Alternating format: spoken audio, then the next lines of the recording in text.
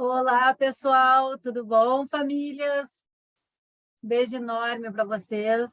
Olá, Grazi, Ângela, todo mundo que está aí conosco hoje, no 17º webinar dos 22, que nós estamos na primeira fase, gerando esse amor todo, né? É uma alegria imensa, a gente está se encaminhando para a reta final, né? Essa semana tem, e a semana que vem também. Mas agora, daí, depois vem o Gerando Amor, parte 2.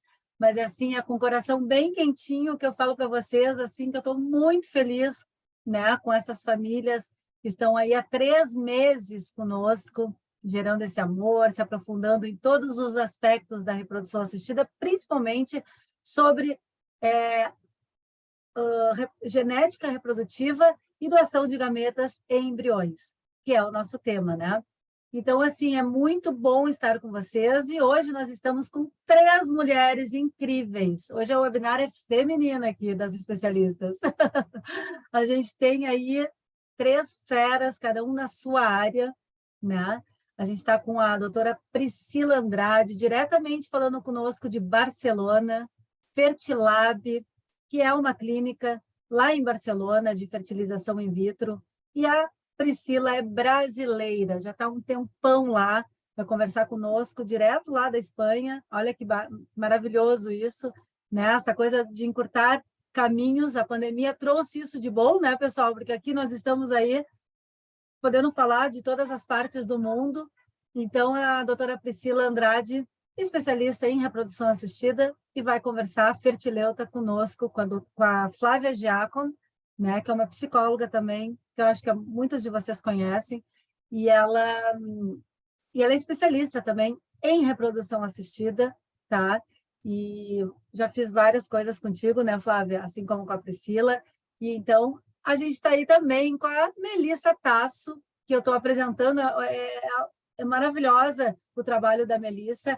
Ela já estudou também na Espanha, né? Vai contar depois para vocês, mas ela também teve uma passagem bem significativa na Espanha e trabalha com nutrição dentro da fertilidade, dentro da saúde da mulher, da gestação e principalmente da reprodução assistida, né? Então, são 3 mulheres, uma nutri, uma psicóloga e uma fertileuta, para vocês aproveitarem esse encontro, né? Que esse encontro vai ser demais.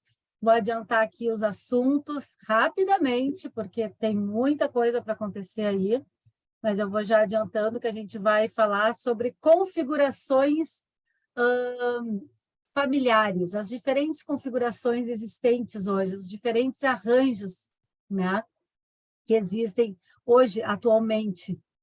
Então, a gente vai falar um pouco sobre isso, né, dessas configurações, novos arranjos familiares. Nós vamos falar também sobre um apoio psicoemocional para famílias como nós, como eu precisei, como vocês estão no auge da caminhada, né, para enfrentarem esses tratamentos.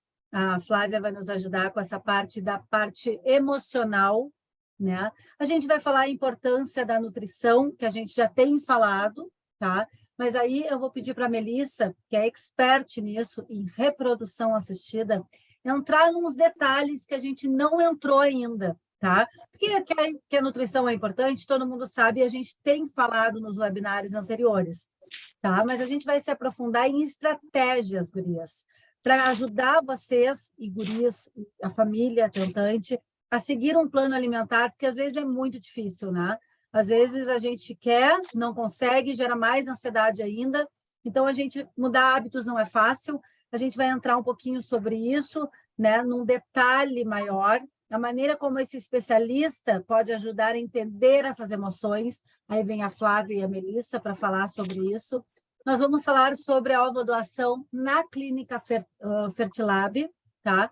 Como é que funciona, porque tem muita gente que gosta, né, da ideia de saber como funciona na Espanha, sim, né? E aí a doutora Priscila vai nos dar, assim, um suporte, nos falar como que funciona, inclusive, uma embriodoação lá, tá bom?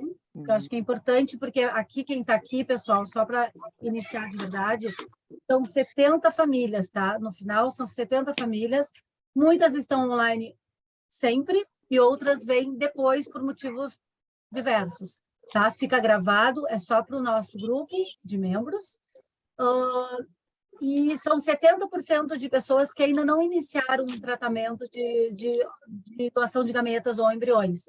Mas tem 30% que já está na caminhada há bastante tempo, e nós temos todos os perfis de pacientes aqui nesse grupo, menos papai solo. Todos os outros nós temos, tá bom? Então, é muito interessante a gente falar, sim, sobre essa diversidade na configuração familiar, porque nós temos essa diversidade aqui no Gerando Amor. Tá bom? Então, eu acho que eu vou dar a palavra para a Priscila, para a doutora Priscila, para iniciar aí, né, dar bem-vindo às famílias, começarmos com essas configurações e depois a gente vai distribuindo entre a Flávia e a Melissa, tá bom? Perfeito. Boa noite para todo mundo. Eu só não estou, uma observação, eu só não estou em destaque, Diego, nem ninguém, nem a Priscila, nem a Flávia, nem a Melissa, eu estou vendo ela com outras pessoas, tá? Vocês também? Eu estou vendo um monte de gente junta. Pois é, eu também estou. Eu acho que tu tem que fazer o destaque para nós 4, Diego. Como estava anteriormente, tá? Porque eu estou vendo com um monte de gente e esse não é o nosso formato. Eu estou vendo só nós 4. Ah, é? Tu está vendo só nós 4? E você, Melissa? Oi? Veja vocês. Só nós 4 também. Veja vocês, a galeria, como vocês querem deixar. Tá. Eu estou vendo todos nós 4 e mais todo mundo. Mas tudo bem, vamos começar então. Tudo bem. Boa noite para todo mundo. A gente sabe que o tempo da gente é precioso, então, muito obrigada por vocês terem deixado de fazer outras coisas para estar aqui hoje. Obrigada, Karina, por mais essa oportunidade.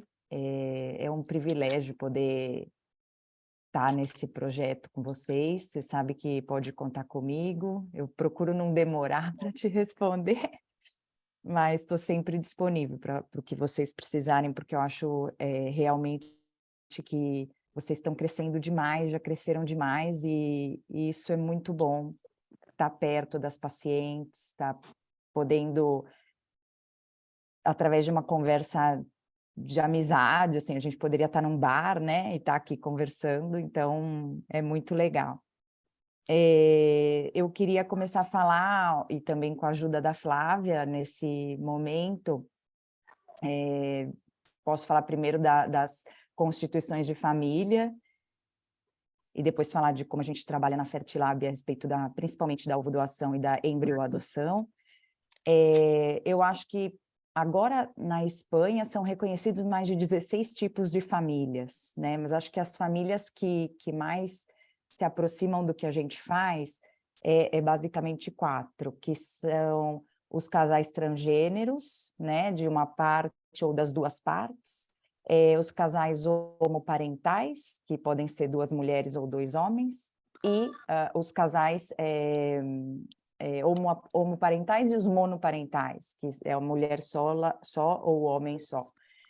E o que eu tenho muito na clínica são transgêneros, de uma parte ou das duas partes, e monoparentais. Então, o que eu acho e o que eu vejo na experiência aqui na Fertilab é que as crianças que são geradas desses novos tipos de família, e isso, claro, né, eu também tô pegando as coisas que eu estudei para estar aqui hoje, principalmente quando elas chegam na adolescência, mas você já vê quando elas são crianças menores, que elas aceitam melhor, ou aceitam completamente, né, esses novos tipos de família, as diferentes orientações e opções sexuais, as diferenças de gênero, de identidade de gênero, e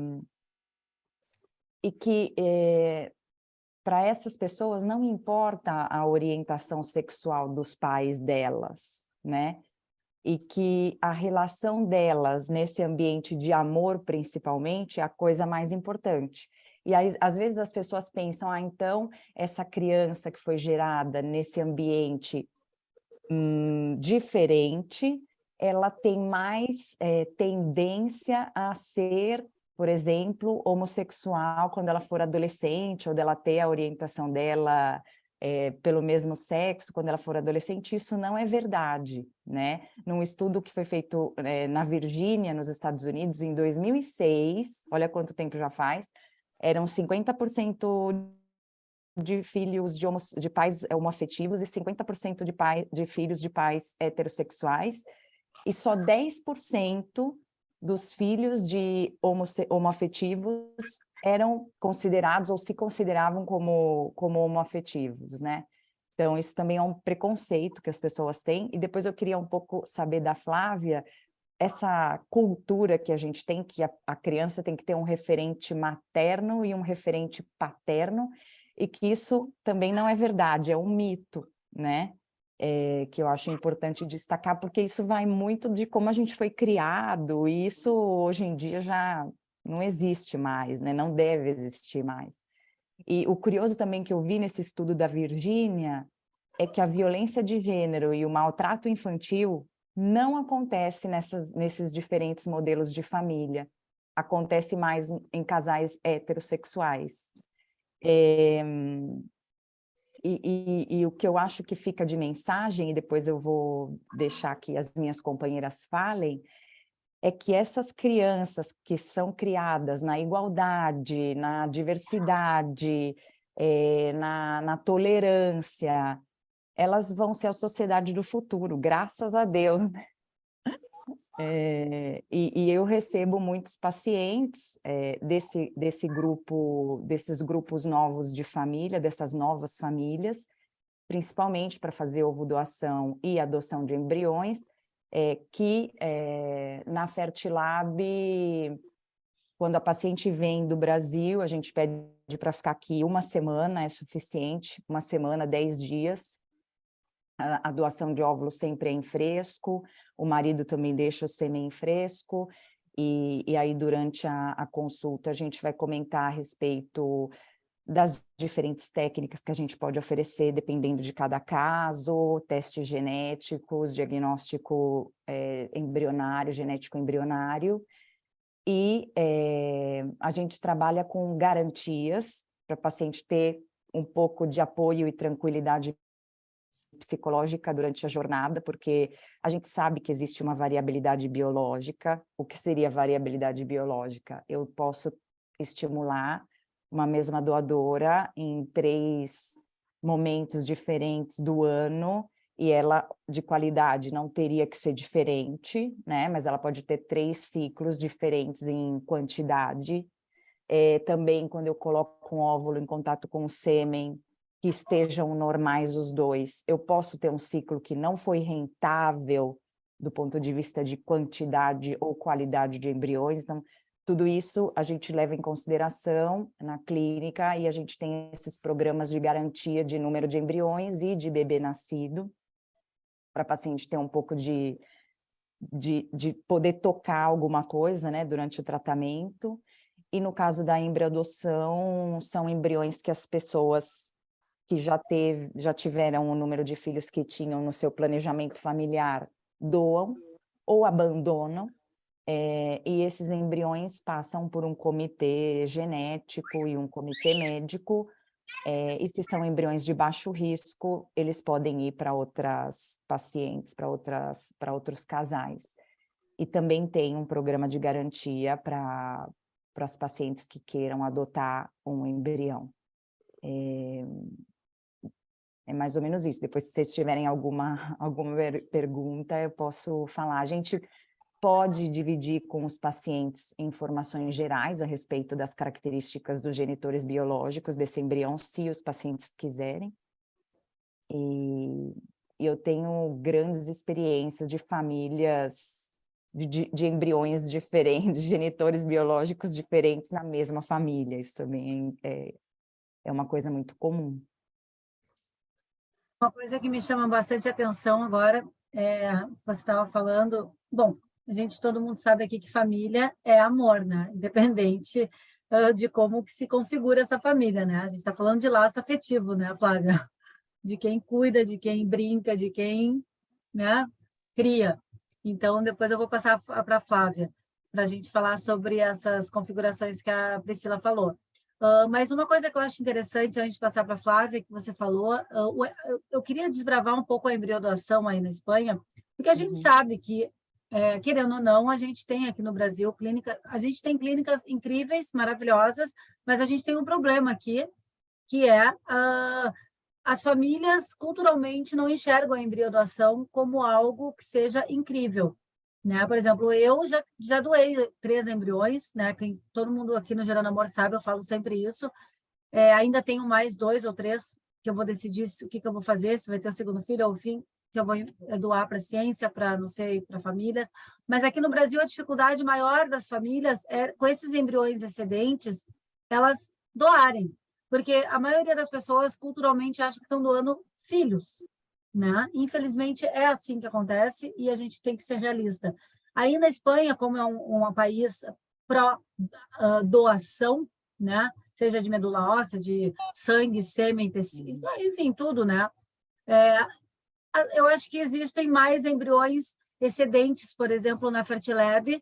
E quanto tempo demora? Porque tem muita gente, viu, doutora Priscila, querendo saber sobre a embriodoação, não somente pelo custo, tá? Que é mais barato que uma algodoação aqui no Gerando Amor, mas assim, estão atrás de uma clínica que tem embriões. Esse é o desafio. Eu estou ajudando muitas famílias a achar, por causa que vai ter que esperar agora uma nova lei da Anvisa, etc. E fora esse desprendimento que não existe aqui com as famílias brasileiras, né? Então, eu queria saber, assim, quanto tempo uma pessoa que quer uma embriodoação acha com características fenotípicas parecidas e aí na Fertilab? Uma pergunta bem, assim, objetiva, porque tem pessoas que pediram essa informação para mim. Sim. Então, o que eu costumo conversar é que quando a gente quer adotar um embrião, a característica fenotípica que a gente vai obedecer em 100%, porque, claro, o embrião já está feito, criado, é a cor da pele. Então, assim, os pais, os genitores biológicos, vão ter pele branca, se os pais da criança que vão adotar esse embrião têm pele branca. Então, assim, a gente tenta respeitar outros dados fenotípicos, mas como o embrião está criado, às vezes não é tão fácil. Por exemplo, se os dois do casal forem de olhos claros. Então, assim, se a pessoa exigir esse tipo de coisa, que numa embriodoação não é muito lógico, porque para isso existe a dupla doação, né? Que aí eu escolheria uma doadora, um doador. Então, assim, quando a gente vai para a embriodoação, tem que aceitar esse tratamento como uma adoção, com a grande diferença que a pessoa vai estar dando vida a esse embrião, porque senão esse embrião estaria dentro de um tanque de nitrogênio líquido por mais 2 anos, não sei quanto tempo. Então, a mãe dessa criatura, eu tenho muito claro quem é, que é a receptora, né? Então, a gente explica isso, que como o embrião está criado, fenotipicamente pode ser menos ou mais parecido, mas que é um embrião que possa ter uma pele como a pele dos pais. E é imediato, Karina. A gente tem muito embrião abandonado, principalmente. Muito. Claro que, de novo... Esses embriões são euploides? Pergunta, é feito biópsia? Não. Eu tenho embriões euploides, por exemplo, de dupla doação, que a pessoa escolheu fazer, mas a gente tem que pensar que se o embrião está dentro do banco de embriões, passou por esse comitê genético, médico, do biólogo, e a gente estuda de novo toda a história clínica da paciente e do paciente, e esse embrião tem que ser de baixo risco. Ou seja, a doadora tem que ter menos de 35 anos, o doador tem que ter um seminograma normal, um cariotipo. Então, assim, não é qualquer embrião que vai para o banco. Esse embrião passa por esse comitê. Então, é um embrião de baixo risco. Então, a maioria não está analisado. Mas eu tenho embriões analisados. Até aproveitando um pouquinho ali da Priscila, né, que acho que muita gente não me conhece, o meu primeiro aqui, né, e a Karina sabe um pouco da minha história, né, então, assim, eu tenho embriões e óvulos congelados, porque eu venho de família de fertilenta, né, Hoje eu estou aqui realmente porque um diagnóstico de infertilidade lá no passado, hoje tenho uma prima de 23 anos, na época que não era nem fertilização, e eu fiz todo um planejamento familiar ali quando eu cheguei nos meus 29 anos. Então, eu já sabia de banco de sêmen, deixei os meus embriões prontos, congelei os meus óvulos, né? E hoje, e eu lembro assim, né? Até depois a Flávia vai abordar. Gente, quando eu fiz com 29, né? Eu já tô com 37, foi um preconceito muito grande das próprias amigas em relação a, nossa, você não quer um pai para os seus filhos, é isso? Não. É um planejamento, porque eu já sabia das taxas de descongelamento de óvulos, de embriões, e hoje não, hoje praticamente eu tô noiva aí num relacionamento praticamente para ter, né, dos óvulos, utilizar os meus óvulos, e aí o grande questionamento sempre foi esse muito grande, sabe, porque eu sei que aqui é uma dificuldade de aceitar um embrião, até porque eu trabalho, me formei já na nutrição, né, e já vim diretamente para isso, porque eu vim de família realmente disso, então não passei por outras áreas da nutrição, e eu vejo que tem uma resistência, às vezes, muito grande, mas assim, nossa, mas você está doando seu filho, mas e quem vai receber também, né? Tipo, mas eu estou pegando material genético. E eu sempre tenho tanto cuidado que eu sempre falo, nossa, eu queria tanto que alguém que adotasse os meus embriões quisesse tanto essa criança, entendeu? Quisesse tanto esse filho, porque eu considero, eu não tenho como a Priscila falou, né? Gente, ele está num tanque de nitrogênio, que querendo ou não, você tem a opção de doar, ou ele vai ser descartado, que nem a Ká falou, para pesquisa, né? E é um embrião geneticamente bom, né? Eu praticamente acabei fazendo análise genética, porque como eu tive algumas reduções de custo de medicação, então eu fiz análise genética. Então, para eu descartar um embrião euploide de dia 5, tem que ter muita coragem. Mas eu também sei das barreiras que é no Brasil, tanto para uma pessoa aceitar, quanto para se doar também, e várias regras. E o que eu mais, acho que o maior sonho da minha vida hoje é que alguém que adote esses embriões, a hora que eu realmente decidi, não, agora eu não quero mais ter filho, vou doar todos eles, essa pessoa que adote tem o mesmo carinho, o mesmo sonho que eu tive lá no passado, que eu sempre quis ser mãe desde sempre, e adote ele com muito carinho. Então, eu acho que isso é muito importante, mas eu sei que talvez se eu for doar no Brasil, eu vou ter algumas barreiras que vão fazer, numa dessas eu tenho que doar para a Espanha, né? Porque eu fiz pós-graduação no IVE, em Madrid, logo que abriu. Então, a minha ideia sempre era doar para fora, porque eu já sabia que a receptividade seria maior do que no Brasil e que não iriam ter preconceito com esse embrião que foi gerado com tanto amor, com tanto desejo, com tanto carinho. Pode, Mel, doar para fora? Posso, Essa é a minha desde que pergunta. eu arque com o custo desse transporte, né? E que é extremamente caro, entendeu? Tipo assim, esse custo. Então, eu teria que fazer um contato com uma clínica lá. Provavelmente eu faria, né? Agora, sabendo da fertilidade, faria com o IVE para tentar reduzir esse transporte do custo, que daí ali os casais que pudessem estar recebendo esses embriões arcariam com esse transporte do material genético, mas eu posso doar ele para fora, sim. Isso é importante também, ou seja, os embriões dela estão no IVE, então ela pode transportar dentro da Europa. Agora, infelizmente, que é o que eu choro todo dia, é porque eu não posso transportar embriões para o Brasil. Não chega. Sim. Não chega. Não chega. Nem óvulo, nem embrião, nem sêmen, não chega. Flávia, pelo amor de Deus, fala um pouco sobre isso, porque é tudo Flávia, muito complexo. A gente A Flávia está precisa, fazendo uma análise da a gente gente. precisa largar o nosso DNA, elaborar esse luto, a gente precisa um monte de coisa, aí que nem a Mel falou, né? Depois a gente toma uma decisão, né, de descartar o embrião, né, a princípio para uma família. E essas famílias que estão aqui escutando a gente desejam muito esse embrião, entende? E também tem um outro lado, né, de, poxa, é difícil para mim descartar e a outra precisa tanto. Então, assim, é um ato de amor, não é verdade? Vamos pensar assim, como se fosse assim o maior ato de amor da história. Então, teria que ter um movimento para a gente conseguir que isso fosse mais falado, mais, né? A conta parece que não fecha, né? Tanta gente precisando, pessoal, e tanta gente deixando esquecer aqueles embriõezinhos lá, entendeu? Uhum. Eu acho que a Flávia falou uma coisa certa, né? A conta parece que não fecha, né? Algumas pessoas com desejo que seja adotado, algumas com medo, né? Com receio, com aquela coisa, ai, meu material genético eu não posso doar. uns querendo receber, outros, mas será que esse embrião é bom? Será que esse embrião vem com uma carga genética boa? A Flávia resumiu, a conta não fecha. Flávia, e aí? Explica Esse ponto, né, eu acho que esses questionamentos, né, será que esse embrião é bom? Será que isso, será que aquilo? Isso faz parte, eu acho que no início desse processo. Então, vamos pegar aí o paciente quando ele... O primeiro degrau que ele tem é quando ele descobre lá atrás um diagnóstico de infertilidade.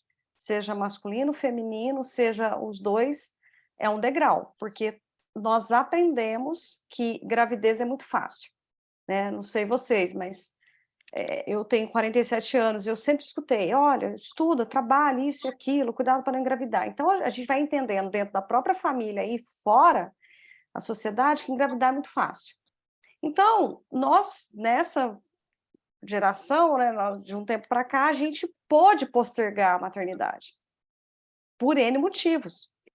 Então, teve um primeiro degrau quando aquele ginecologista de muitos anos, né, vira para a gente e fala, olha, parece que a gente é uma batata quente na mão deles, né, olha, corra para você, vai lá na reprodução humana, muita gente não sabe nem do que se tratava, e aí é um segundo degrau, você entra numa especialidade cara, do ponto de vista financeiro, emocional e da saúde física, principalmente para a mulher, tirando alguns casos do homem, que mais delicados ali, numa punção testicular, mas, no geral, é um tratamento que cobra muito grau, porque ninguém quer ser paciente de reprodução humana, a verdade é essa. E aí, você entra numa especialidade e, por muito tempo, você fica com um pé dentro dela e um pé fora, acreditando que vai ser de forma espontânea, e depois você coloca os dois pés dentro da especialidade, e aí vai aparecendo as opções. Você vai tentar com seus gametas. Quando aparece a primeira vez a palavra recepção de gametas, ela não é muito palatável. Só que essas perguntas que vocês estão falando, será que isso, será que... Isso faz parte do processo.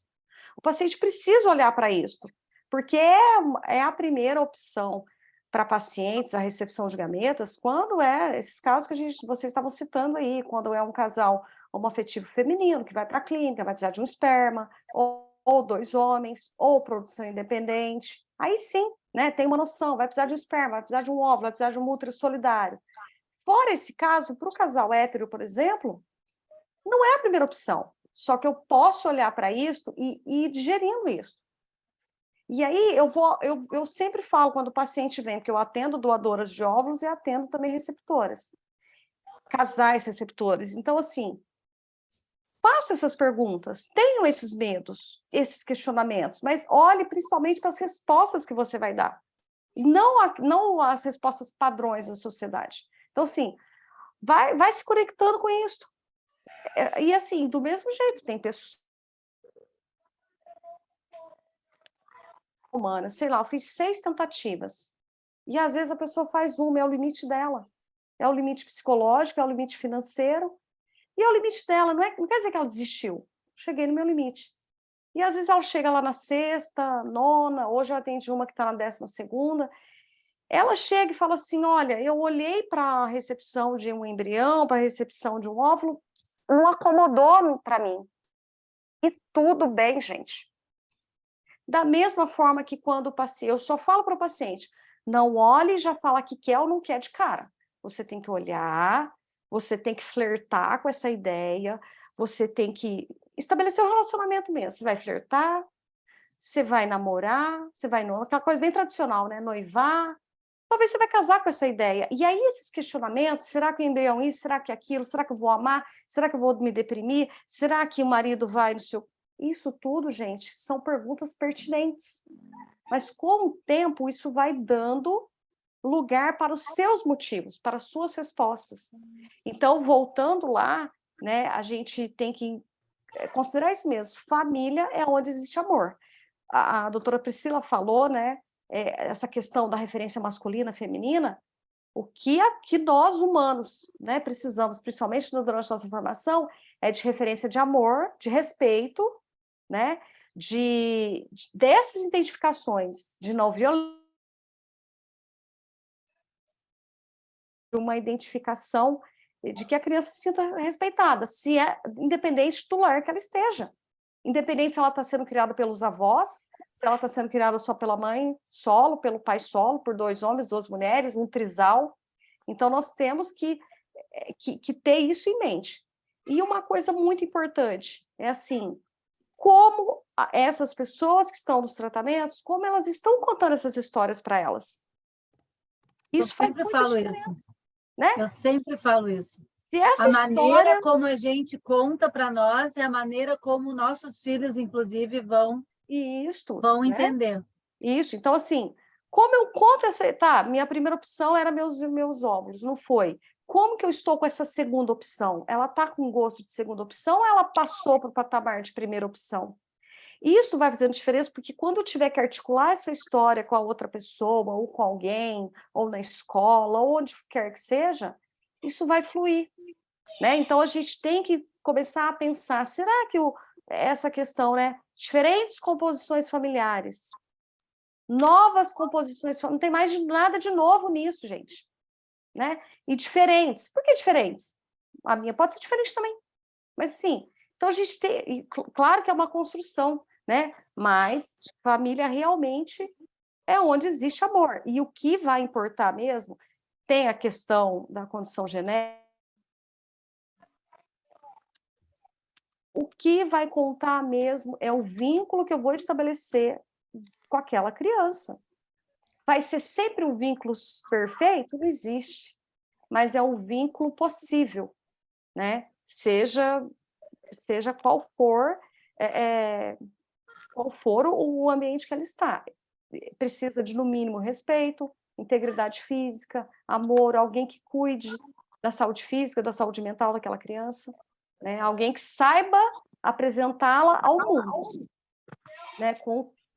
Em doses homeopáticas, porque criança não tolera saber as coisas tudo de uma vez, né? Então, isso é muito importante. Depois, mais para frente, podemos até entrar nesse ponto de contar ou não para uma criança dessa origem, que é super benéfico, e a gente vai falar isso na adolescência? Não, vamos falar ali por volta de 7 anos, 5 anos. É uma aula de epigenética para criança? Não, é de uma forma lúdica. Então, assim, tem pacientes que falam assim, nossa, não quero nem lembrar que eu fiz tratamento. E aí a gente vai trabalhando isso. Tem outros que falam, não tenho porquê de eu esconder. E vamos falando sobre isso. Então, o quanto fica leve para mim, vai ficar leve para os outros, né? Bom, hoje, bem rapidinho, o Henrico tá doentinho hoje e tal, mas nada demais, mas teve uma febrezinha aí, 37,5. Aí ele deitou comigo, não levei ele para a escola hoje, ele deitou comigo e ele disse assim, mãe, conta uma história para mim. Daí eu falei, conto. Daí eu comecei a contar a história dele, né? Da jeito que eu conto para ele. E aí, quando eu estava assim no começo da história... Oi, amor. Tomou um remédio? Tá bom. Aí, quando ele estava falando que tomou um remédio, daí eu disse assim para ele, eu vou te contar a história da tua história. Como você, né, veio assim até a mamãe e o papai. Como é que você chegou na nossa família? Dele com os olhinhos bem brilhando assim. E ele disse assim para mim, mamãe, mas eu sei a minha história. Eu falei, qual é, amor? Antes de contar, né? E ele disse assim, as sementinhas, mamãe, as sementinhas, mamãe. Porque eu conto, né, que eu precisei de sementinhas e tal, que a mamãe estava com pouca sementinha, pedi emprestada sementinhas. E aí eu fui contando a história dele e ele disse, eu já sabia, mamãe, eu já sabia.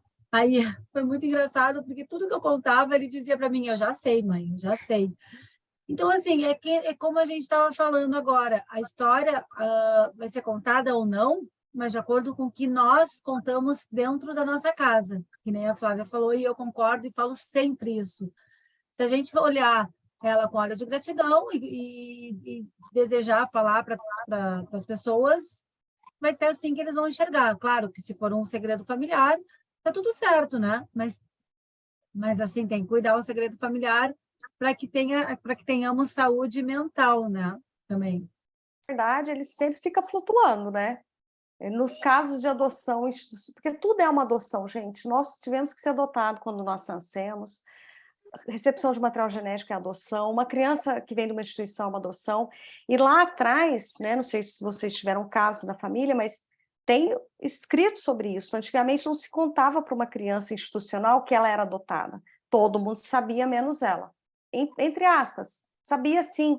E aí vinha esse segredo da pior maneira, às vezes na briga entre primos, às vezes numa separação entre os pais, aí, né, da pior maneira. Então, a gente tem estudos que sempre é o casal que decide tudo, óbvio, mas a gente tem estudos que têm um amplo benefício em contar, não, né, e não deixar esse segredo, né, assim, assombrando às vezes a pessoa. Então, você tem que avaliar o que te deixa mais leve.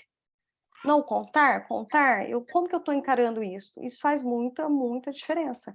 E o que a doutora Priscila também falou, me lembrou os estudos da doutora Susan Golombok, da Inglaterra, que ela fez um estudo longitudinal com famílias, diversas configurações, para saber como que estavam mentalmente, psicologicamente, emocionalmente, essas crianças ao longo de 30 anos. Né? Ela fez um estudo bem bacana, inclusive eu pude apresentar um esboço desse trabalho aqui e ela participou, inclusive, ela estava lançando um livro dela. Então, é muito interessante quando você fala, doutora Priscila, que você tem essa experiência, porque muitas pessoas trazem isso. Como que essas crianças estão? Como que essas famílias estão? No Brasil, a gente não tem uma pesquisa desse porte. Né? Pergunta muito e a gente não tem. Não tem. Então, é muito interessante, sim, a gente precisa de um estudo, como que essas famílias estão, porque os pacientes, os profissionais da reprodução humana, eles querem saber disso, do ponto de vista emocional, como que essas famílias estão. Creio eu que estão aí, com as complexidades, as dificuldades, as facilidades, como outras famílias, claro, pertencendo a uma sociedade que é preconceituosa, isso aí é um agravante, mas a gente precisa ter esse olhar também dessa pesquisa científica, como que essas famílias estão, né? Vindas de recepção de embriões, de esperma, Eu gostaria de ter essa pesquisa, tu depois me manda, doutora. Te mando, sim. Quero aí, quem também. quiser, eu coloco no grupo. Porque tem muitas pessoas que querem saber, mesmo que não seja aqui no Brasil, é interessante a gente ler. Da doutora Suza também eu posso compartilhar com vocês. Por favor, interessante, adoraria. sim. E até sabe uma dificuldade que a gente tem, né? A Cássia perguntou das pesquisas no Brasil, né? E eu tentei fazer algumas pesquisas dentro da área de nutrição envolvendo isso. O que a gente tem muita dificuldade é o comitê de ética hoje aqui. Essa é uma verdade. Sim. O nosso comitê de ética, gente, é uma coisa absurda para tentar se passar. E aí, tratando da reprodução assistida, que o conselho impõe algumas regras para a gente, dificulta muito, cara. Eu falo isso porque eu já estou há uns 3 anos praticamente tentando, e aí a minha posição realmente é fazer na Espanha, mestrado e doutorado, porque tem uma dificuldade muito grande do comitê de ética, nada prova. E aí, quando se trata da reprodução assistida, e toda hora o conselho mudando as leis, é difícil. Como que a gente vai fazer pesquisa? Até para fazer quantificar a nutrição, essa parte, sendo que o conselho coloca um monte de impeditivos para que porque a gente esbarra no Conselho Federal de Medicina. Então, o Comitê de Ética, independente se é a Flávia, se eu vou fazer, vai esbarrar no Conselho, no CFM, na legislação da reprodução. E aí a gente não consegue realmente ter campo para poder fazer. Porque a gente conseguiria fazer muita coisa no Brasil, a gente tem muito dado. O Brasil é o segundo país que mais faz reprodução assistida no mundo. Então, a gente teria muito paciente para fazer. Mas o próprio Conselho de Medicina é tanto impeditivo que a gente não consegue. Eu já tive praticamente 3 projetos barrados e a gente não consegue dar para frente, né? O embrião doação, eu me deparei com uma moça que queria doar o embrião dela aqui no Brasil, mas ela queria não para uma família, ela queria para pesquisa. E aí ela entrou em contato com a clínica dela, e a clínica dela esclareceu que, no momento atual, não estavam fazendo nenhuma pesquisa no Brasil, que, no caso, ela não podia doar o embrião agora, porque só pode doar quando está uma pesquisa sendo feita, realizada ativamente. Então, ela tinha que aguardar para que uma pesquisa aqui no Brasil começasse a ser feita para que ela pudesse fazer essa doação. Tá? Isso foi uma ex-tentante, que me falou semana passada. Então, ela não continuou, teve que renovar com a clínica mais um ano, né? Porque ela não pode doar e ela quer doar. Olha isso, que louco. E eu te falo que às vezes o N é tão pequeno, eu fiz uma que o N era de 11 pacientes. para a gente ver a dificuldade quando a gente consegue aprovação, passa por um comitê de ética, o N é pequeno também. Então, é muito difícil. Eu acho que a gente ainda vai demorar para ter dados aqui do Brasil, a gente vai ter que continuar trabalhando com dados de fora, porque vai demorar muito para a gente conseguir ter dados aqui no Brasil. Enquanto as legislações não mudarem, as regras não mudarem, vai demorar bastante para a gente ter.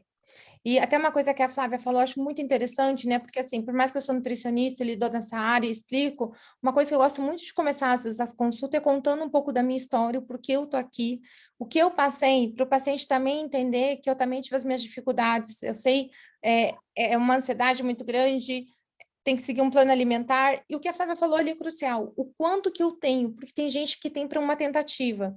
E por mais que eu não sou médica, quando eu vejo uma mulher, às vezes, de 45 com um antimileriano de 0,01, aí, e ela me pede opinião, porque eu não posso dar pela ética, mas se ela me pergunta, doutor, eu falo, olha, quanto você tem para gastar? Você tem para mais de uma tentativa? Então, parte para uma ovo doação, explicando, assim, eu sei que eu sou nutricionista, mas eu acabo falando, quando ela me pede, eu falo, olha, como você está me pedindo a minha opinião, então eu estou dando de como uma pessoa amiga, porque isso que a Flávia falou, às vezes esgota as possibilidades financeiras, e você não tem mais recurso, você já emprestou dinheiro, você já vendeu tudo, você não sabe mais de onde tirar.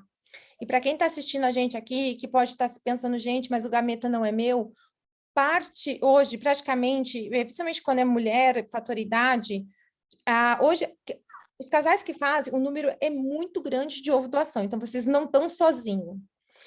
Se a gente já parte para a reprodução, é porque tem alguns problemas, e aí, como a Pri falou, né, do homem a gente ainda tem alguns fatores que consegue, pulsionando o epidídimo, da mulher geralmente está ligado à idade do óvulo ou uma falência ovariana. Então, assim, grande parte, mais de 50% dos processos de reprodução assistida hoje são através de gametas doados, mas não se, como a Flávia falou, contar ou não, até para parente, primo, é uma decisão do casal. Então, ninguém é obrigado a expor a vida, contar isso daí é uma decisão do casal, tá trabalhando com isso, mas para que vocês se sintam acolhidos, gente, que hoje é mais comum que vocês imaginam. Com certeza, para quem mora em prédio, tem alguém que fez ali, ou conhece, né, a Pri sabe, e que fez através de gameta doado, gente. Isso é mais comum que se imagina, mas é porque é tabu, como a Flávia falou, não se fala, todo mundo tem medo. E até uma vez o paciente perguntou para mim, mas como você se sentiria se sua mãe falasse hoje que você foi gerada através de um óvulo ou de um espermatozoide doado? Eu falei, eu se sentiria extremamente feliz, porque se eu estou aqui hoje ajudando vocês, porque eu atendo muito casal, eu gosto muito da consulta casal, se eu estou aqui hoje ajudando vocês, foi graças a um ato de coragem dos meus pais lá no passado de me querer muito, ao ponto de abrir mão do seu próprio gameta para hoje eu estou aqui. Então, eu ia saber que eu fui muito desejada e eu seria extremamente feliz, mais até do que eu já sou, porque é um ato de coragem no passado que hoje eu estou aqui no presente. Você falou uma coisa muito interessante. Eu me mudei recentemente para Porto Alegre, eu estava em Recife, mas sou daqui, voltei para cá, peguei um prédio novo, né, e tal, não era o que eu antes da pandemia morava e tal. E resumo, é um prédio grande, com bastante pessoas, 2 blocos grandes e tal. Aí, esses dias, logo que eu entrei, faz 6 meses atrás, chegou uma moça e disse assim para mim, eu não acredito que tu está morando no mesmo prédio que eu. Eu falei, oi, tudo bom? Eu sou a Karina. Não, eu já te conheço, tu é mãe prova doação, tu é do nosso antes. Eu digo, sim, eu sou, tu me segue já. Karina, tu não está entendendo, tu foi minha maior inspiração quando foi no Fantástico, aí ficamos íntimas, a gente é super amiga, não sei o quê, nossos filhos são amigos, e ela é mãe receptora. Então, eu fui a inspiração dela, mas assim, ó, ninguém sabe na família dela. Ninguém, é só ela e o marido. E eu, e o médico. Então, eu disse assim para ela, gente, eu sou a primeira pessoa, tirando o teu médico e teu marido, que sabe. Sim, tu é a primeira pessoa. E eu só estou te falando porque tu é a Karina do Nós Tentantes, né? Porque tu foi a minha inspiração, realmente. Eu não estou acreditando que tu está morando no mesmo prédio que eu. E eu digo, ai, que amor e tal. Aí a gente ficou muito amiga, nós somos muito amigas e tal. E aí eu disse, mas que responsabilidade tu contar só para mim? Tipo assim, né? Não vou contar para ninguém. Mas aí, depois disso, olha que bafão, gurias. Depois disso, veio outra pessoa que também nunca contou para ninguém, nem para a família, nem para ninguém. E que também, essa moça comentou, né? Não que ela era mãe receptora, mas que ela fez FIV e que a Karina estava morando aqui. Aí a outra moça, o outro casal, veio falar comigo, ai, mas nós também somos receptores, não sei o quê, mas também ninguém sabe. Ave Então, é Maria. um segredo aqui no prédio, assim, eu com essas duas famílias. Muito engraçado, assim. Aí eu digo, ai, será que eu conto para o Pedro ou não, né? Porque só eu sei, né? Aí eu contei para o Pedro, tá? Contei para o Pedro. Eu digo, ah, sabe a fulana e a ciclana? São mamães receptoras, mas ninguém da família sabe, isso é só eu e tu agora. E ele, não, Karina, pelo amor de Deus, não quero, né? Já esqueci que tu me contou. Então, assim, olha como é natural, que nem a Melissa falou, no próprio prédio, né? Ter pessoas que fizeram a recepção e que ninguém sabe, né? No caso, eu tenho duas perguntas aqui bem interessantes, tá? Uma é para a Priscila. Existe alguma acessibilidade para tentantes residentes no Brasil que tenha familiares que moram na Espanha? Essa é a primeira pergunta para a Priscila. Ou seja, ela tem um familiar que mora na Espanha, mas ela quer vir fazer o tratamento morando no Brasil. É isso? Pode. Alguma acessibilidade para tentantes residentes no Brasil? Bom, é a Grazi. A Grazi está aqui no Brasil, tem familiar aí. Então, qual tipo de acessibilidade, Grazi? Dá uma especificada aqui na tua pergunta para a gente Tipo, responder você direitinho. pode vir fazer o tratamento e ficar na casa do seu parente. Não sei, acho que é isso que ela quer que eu Não responda. sei, vamos ver se tem... Não sei, vamos ver, vamos deixar ela escrever aqui. A Kelly e a Marcela estão aqui com a gente, amadas. Boa noite a todos. Melissa, você já passou o telefone, tá? Depois eu mando no grupo o telefone de todo mundo, eu sempre mando no grupo, tá? Sejam as lives que eu fiz, sejam os contatos. Depois no nosso grupo, que é exclusivo do Gerando Amor, eu mando tudo. O problema, a gente estava falando da falta de regulamentação no Brasil, leis específicas sobre a reprodução assistida. Em virtude disso, tudo fica a critério do Conselho Federal de Medicina, é bem isso. Karina, tua inspiração, ai, que amor, só nós sentimos seguros e confiantes por causa da tua luta, que amor, amados. Tudo por vocês, meus amores. Em termos financeiros, algum incentivo, programa social? Entendi. A gente pode oferecer descontos, mas não tem como fazer tratamento grátis ainda. Mas desconto tem. Então, mas tem desconto.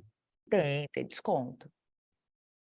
Então, o que pode ser feito, que eu acho muito sempre válido, quando existe, depois dos nossos webinars, quando existe a possibilidade de quererem mais detalhes, eu sempre coloco em comunicação, né? E aí eu acho que, de repente, vale a pena dar uma conversada, né? Individualizar, fazer uma videocall, né? Uma telemedicina. Para isso, a gente está aí com a telemedicina que veio para ficar. Depois eu passo todos os contatos, tá bom? Da Priscila, da Flávia, da Melissa e mais o que eu tenho de material com elas. Tá Gente, bom? Dúvida rapidinho, Pri. Aqui no Brasil, a gente sabe que a embriodoação, né, receber um embrião é bem mais em conta, né, do que todo o processo de uma doadora. Aí na Espanha também é essa questão de custo, porque às vezes tem pessoas que têm aquela reserva ali para receber um embrião, porque o custo é um pouco elevado, né, de ter uma doadora. Aí na Espanha também é a mesma linha ou não? Aqui, por exemplo, né, eu posso falar o exemplo da Fertilab. A gente tem uns programas de desconto, mas o preço real do tratamento é cerca de 3.000 euros para adotar, fazer uma transferência. E depois tem o programa de garantia de bebê nascido, que é cerca de 9.000. E aí você tem direito a 3 transferências para ter uma probabilidade acumulada de nascido, que pode acontecer na primeira transferência, né? Mas dentre os tratamentos que tem, é o mais barato. Então, 3.000 euros seria uma tentativa de embriodoação. De embriodoação. Gente, mas tá bom. Se tem casa para ficar lá, já é meio caminho andado, não? Divide. Bom, isso aí cada um sabe a sua condição. Até mas é onde bom a gente falar. Não, e que nem ele falou essa garantia também, porque, né, por mais que eu sou nutricionista, eu falei, nasci dentro da reprodução, né, uma prima de 23 anos hoje dali, no Brasil não existe hoje praticamente essa garantia que existe lá, né, então eu sempre, assim, eu vejo muito casal que fala, eu estou iniciando um tratamento sem garantia nenhuma, né, porque aqui realmente ele não tem garantia de nada, e aí se tivesse uma garantia, né, independente que eu pago um pouco mais caro, mas que eu tenho uma garantia, já muda um pouco o cenário, porque, gente, a gente parar para pensar, né, hoje em torno de 50 mil, gente, sem garantia, e aquela pessoa já desprendeu no banco, já vendeu o carro, é uma coisa que, gente, é difícil. Além do diagnóstico de infertilidade, é um tratamento totalmente sem garantia, né? Então, olha, gente, eu falo... Eu sou apaixonada por essa área, não me vejo atuando como nutricionista de nenhuma outra área, porque é uma coisa assim que me fascina tudo isso, mas é uma coisa que também eu sempre falo que a gente tem que ter muita empatia pelo próximo, a gente também, sabe, a gente também tem que ter uma estrutura, porque, né, a Flávia e a Pri devem ter horas que choram também, porque a gente se sente impossibilitado de fazer mais, então a gente fala, meu Deus, o que eu posso fazer? Senta num canto e fala, não, deu, eu vou mudar dessa área, não aguento mais, mas aí você cria forças e você vai criando, porque não é fácil, gente. É financeiro, é tudo, é a falta de ter uma garantia, entendeu? Eu vou desprender, né? Que eu até brinco que, gente, meu sonho é de vida de ser mãe, então eu não mediria esforço, mas é claro, dentro do limite financeiro, né? Mas se eu soubesse que eu não ia medir esforços, que eu ia ficar endividado o resto da minha vida, mas que eu teria o meu filho, já seria diferente. Eu me endivido no banco o resto da vida, mas eu quero ter o meu bebê, o meu filho, independente se seria com meu gameta ou não. Mas não tem, né? Aqui a gente não tem nada disso. A gente entra numa clínica e sai sem saber. Sobe numa montanha russa, né? Eu sempre falo, o paciente ele fica numa montanha russa. E os profissionais também, né? Achei tão interessante que a doutora Priscila falou, porque a gente tem que estar em dia com a terapia da gente também, porque uma hora você atende um paciente que se acompanhou ali desde as tentativas e está ali nascendo o segundo bebê, na outra hora você está atendendo o paciente que se acompanhou também, e aí deu tudo muito certo quando vê o marido, ao invés de vir a paciente, que você estava só esperando saber do bebê, vem a perder o bebê. Então, assim, a gente entra numa montanha-russa também. Então, são tratamentos que cobram muito, muito alto dos pacientes. É uma montanha-russa sem garantias, né? E sem diversão alguma. Vários loopings, Vários loopings, né? E aí, às vezes, você também ajudando o paciente a olhar para o limite dele, porque, às vezes, o que ele precisa... Às vezes, ele não quer parar, mas ele precisa descansar. Ele precisa descansar o corpo dele, a mente dele, né? Ele precisa descansar para a relação se ajustar de novo. E ele precisa descansar o bolso também, e ele às vezes não quer, ele quer emendar, né? E às vezes o paciente, ele não dá conta de parar e ele está no limite dele, né? Porque, assim, isso é muito delicado, né? Ah, mas, né, eu tenho um paciente que eu acompanho um tempo, ele fala assim, não, mas eu não quero chegar lá com 70 anos e ser frustrado porque eu não tive filho, né? Aí, primeiro, que filho não é garantia que você não vai ter frustração, muito pelo contrário, você vai lidar com frustração o tempo todo. Segundo, que, assim, o que você fez de você conseguir olhar, olha, toda a minha trajetória dentro da reprodução humana, não fiquei parada olhando para o céu. Eu fui, eu fiz, eu persisti, eu me informei, eu fui atrás de médicos. Talvez entrei na primeira tentativa lá, meio até sem saber o que eu estava fazendo, mas depois eu fui buscando informação correta, eu fui me inteirando. Então, eu chego num ponto que, assim, o que eu vou fazer? Em que áreas que eu vou ser fértil? Que áreas que eu vou produzir? Não é fácil, gente. Eu abri mão de um projeto de ter filhos para um projeto de uma vida sem filhos.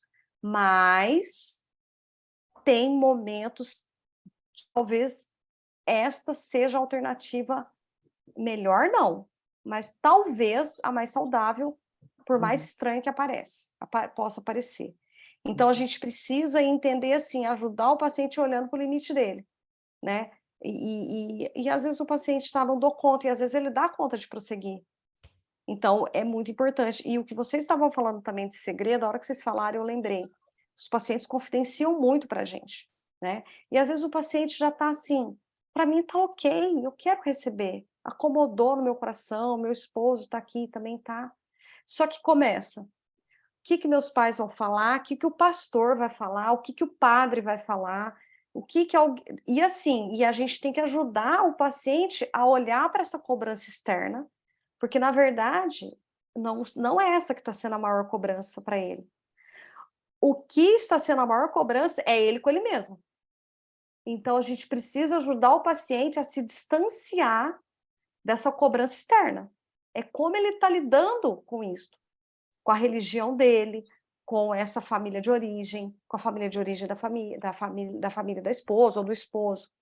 Então, eu preciso ajudar o paciente a olhar para ele mesmo, para ele poder fazer as escolhas dele, porque senão ele fica preso no que a sociedade quer, nos padrões.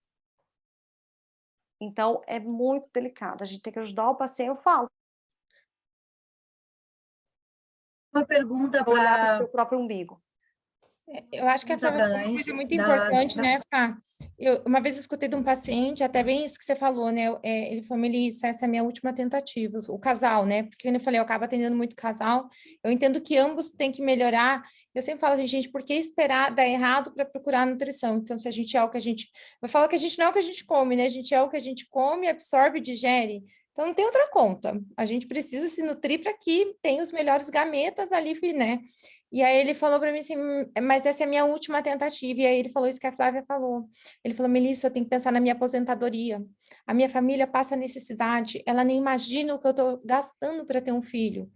E aí, depois ele saiu da Câmara, ele tinha reunião e ela continuou comigo, e ela falou, Melissa, a gente é salariado, a gente tem que pensar numa reserva para o futuro de quando a gente ficar mais velho. E aí eles entenderam que, né, a Flávia falou o limite, né? Que eles estavam ali. Ele falou, minha família passa necessidade, não imagina que eu estou aqui, é minha última tentativa. É verdade.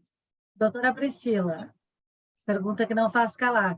Qual o tempo de espera para a receptora? E você pode falar a média de valores para alvo-doação, alvo-recepção? Sim. O tempo de espera, na verdade, depende um pouco das características físicas também. Então, se a paciente é compatível com uma espanhola, sei lá, não é loira, 1,80 m, olho verde, não é negra, de 1,80 m.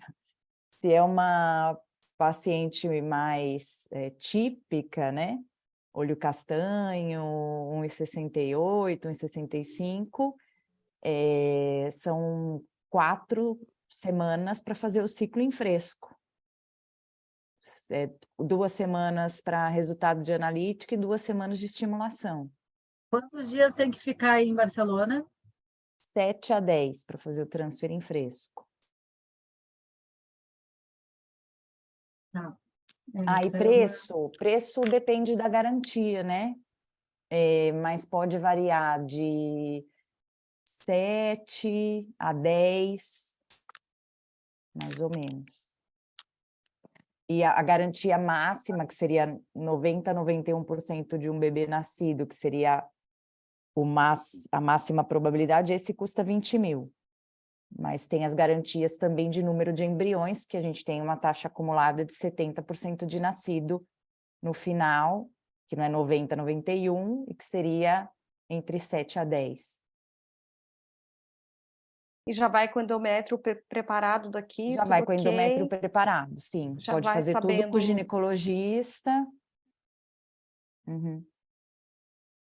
E isso é bom, né, porque hoje, que nem a Ká começou falando, né, o atendimento online, né, a pandemia trouxe uma coisa muito boa para a gente, que é essa capilaridade, né, e o paciente pode começar de casa, e que nem a Flávia falou, já vai com o endométrio preparado, já vai com a melhor alimentação para essa transferência, porque tá aqui, né, Pri, tudo que às vezes a gente usa para o óvulo não faz bem para o endométrio, então o que a gente pode utilizar, dando um exemplo simples, Resveratrol, melhora muito a qualidade excitária, mas é horrível para o endométrio.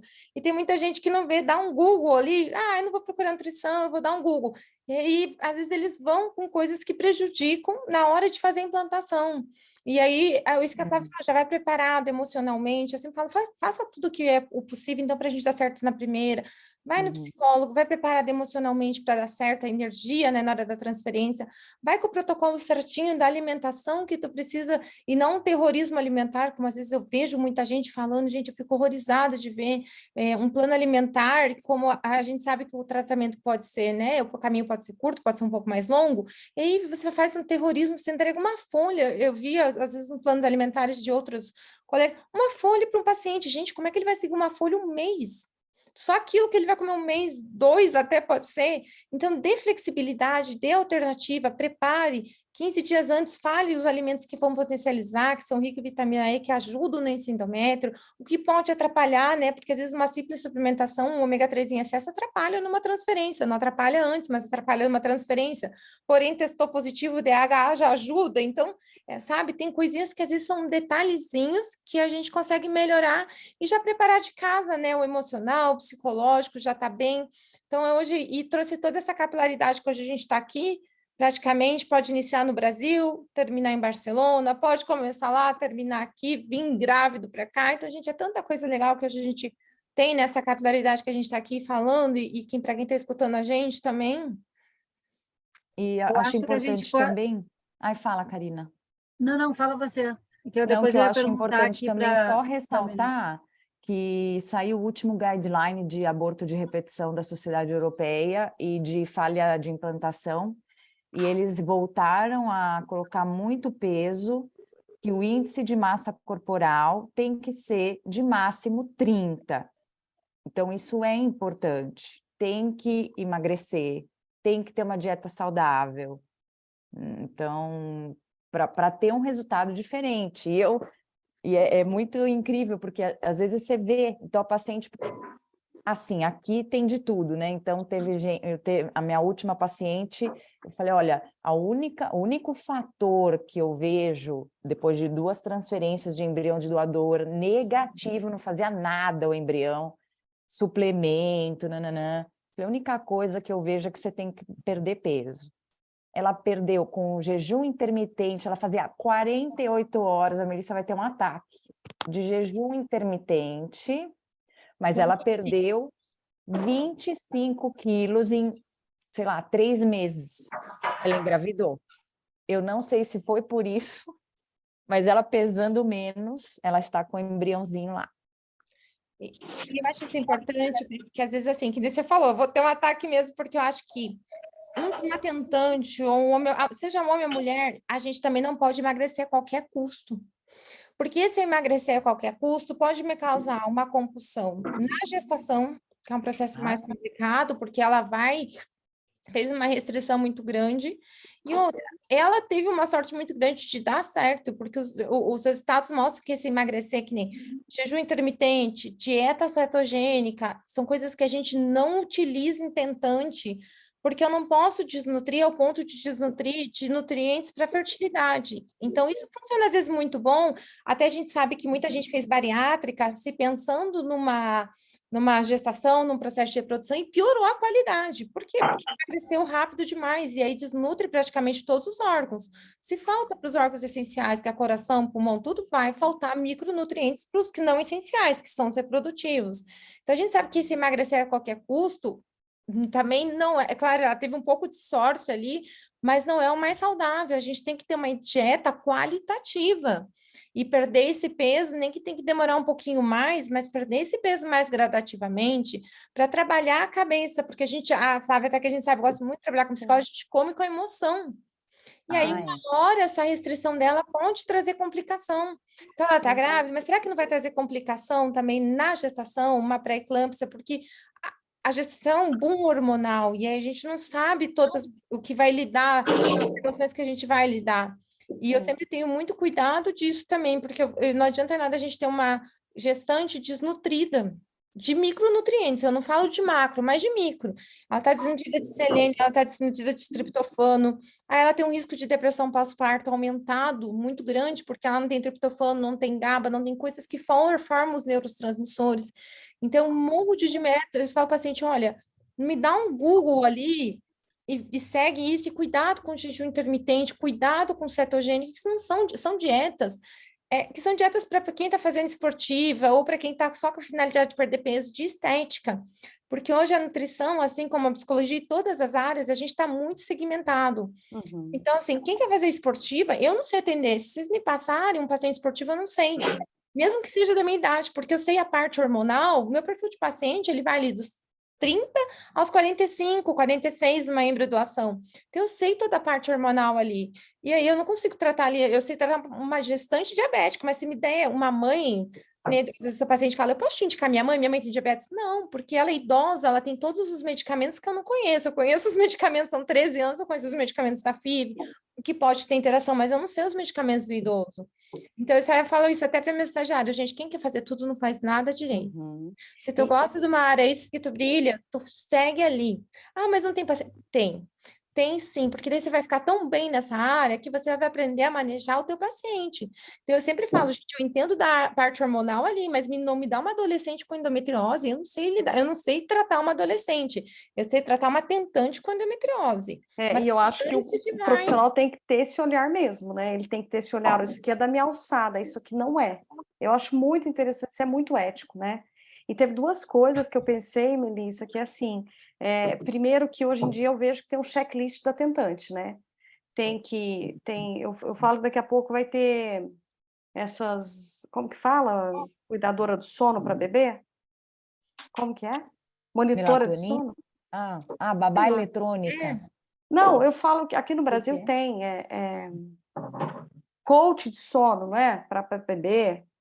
Ah, Nada contra, tá? Eu só estou mencionando que eu quero falar assim, daqui a pouco vai ter uma coach de sono para tentante. Então tem, né? Tem várias coisas, é um checklist. Tem que fazer terapia, acupuntura, fisioterapia pélvica, isso e aquilo, participar de grupo, isso.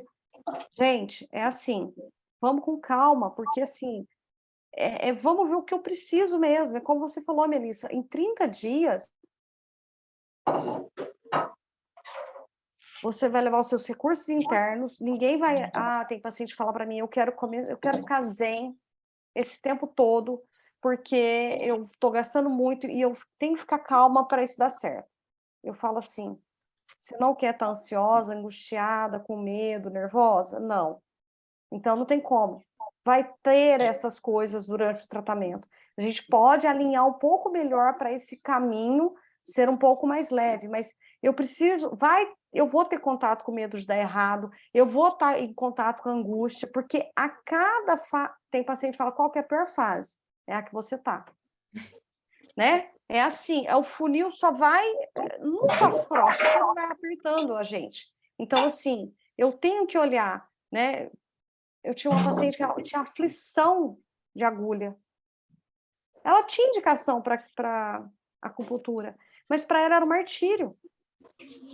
Né? Já teve paciente minha que falava assim, se eu estou bem, eu queria participar de um grupo mediado por psicólogo. Eu falei, vá, porque talvez naquele momento isso é efetivo para você.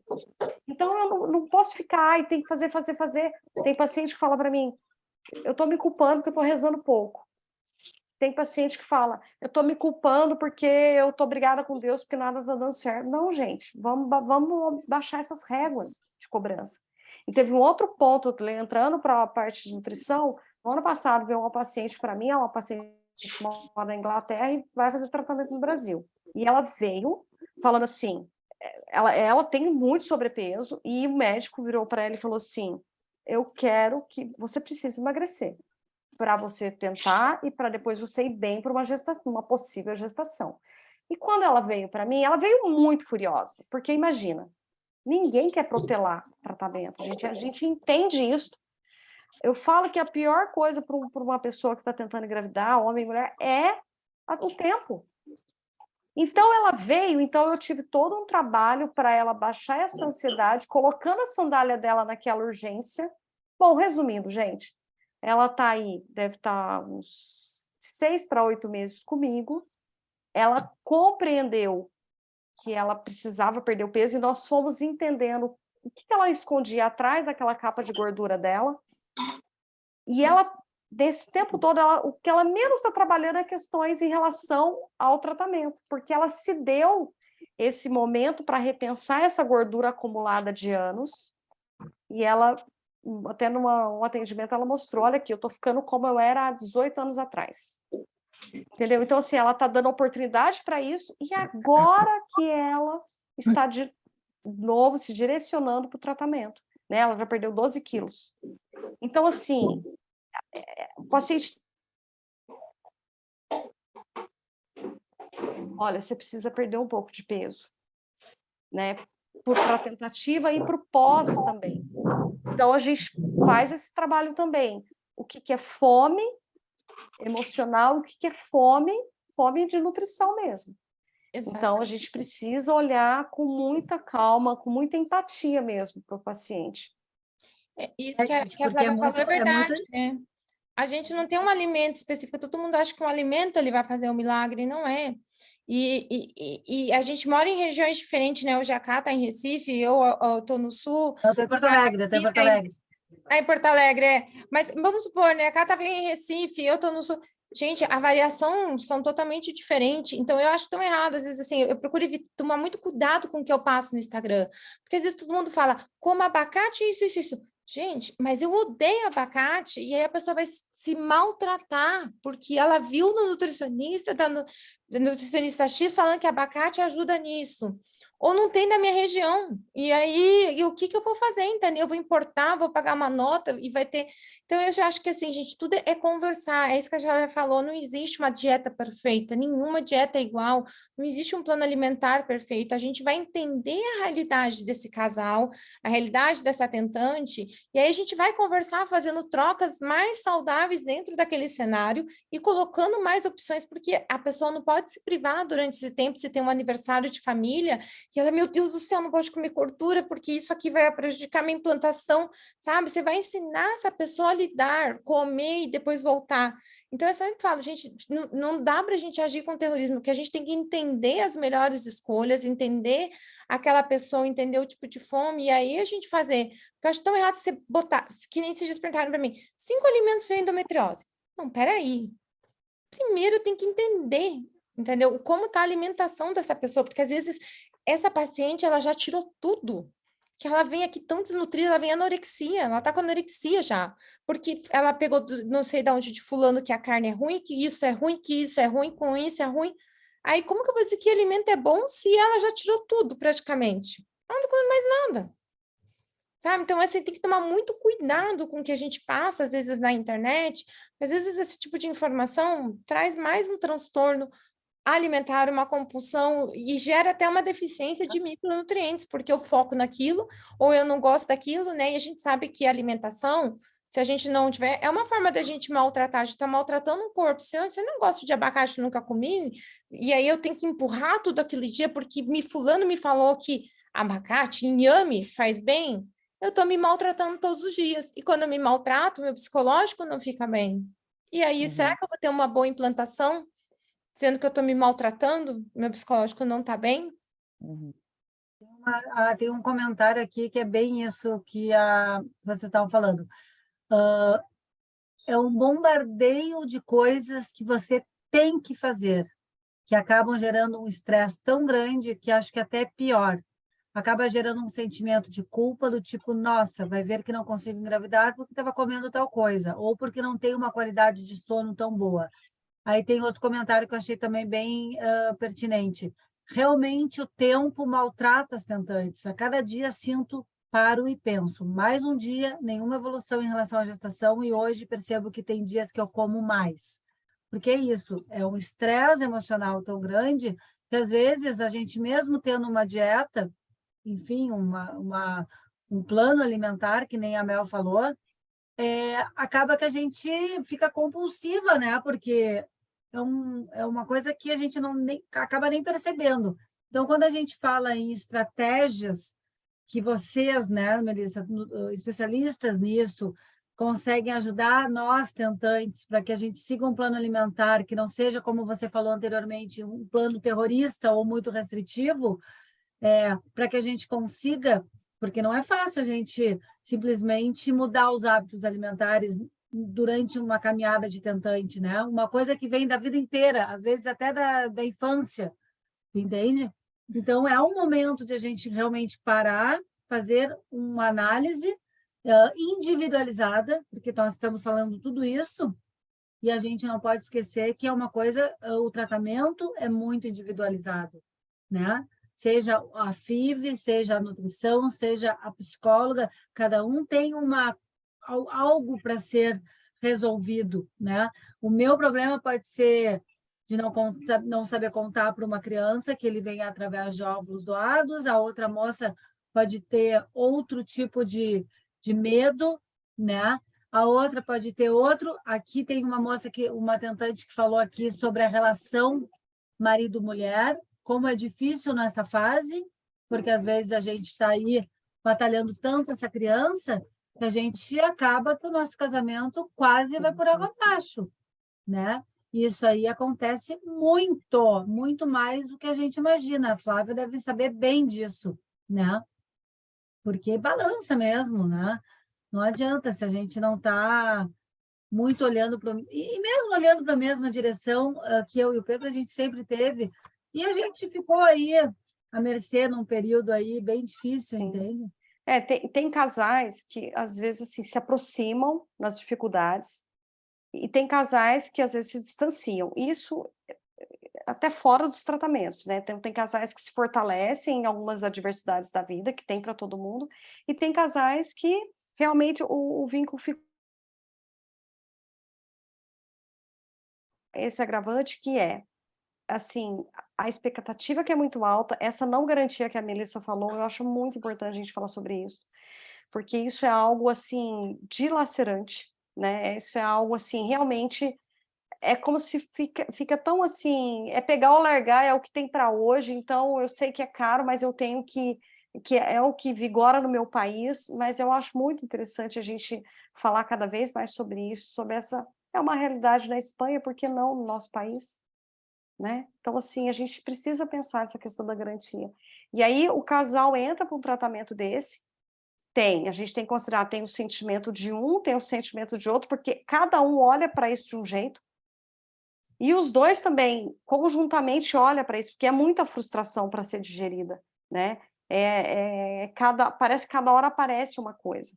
Então, a gente tem que entender assim, tem hora que vai ter silêncio mesmo, né? Tem uma coisa que é super importante, que a Melissa falou que ela traz os homens para as consultas, eu também acho super interessante. Quando vem homem, eu trago a parceira, e o contrário também eu faço.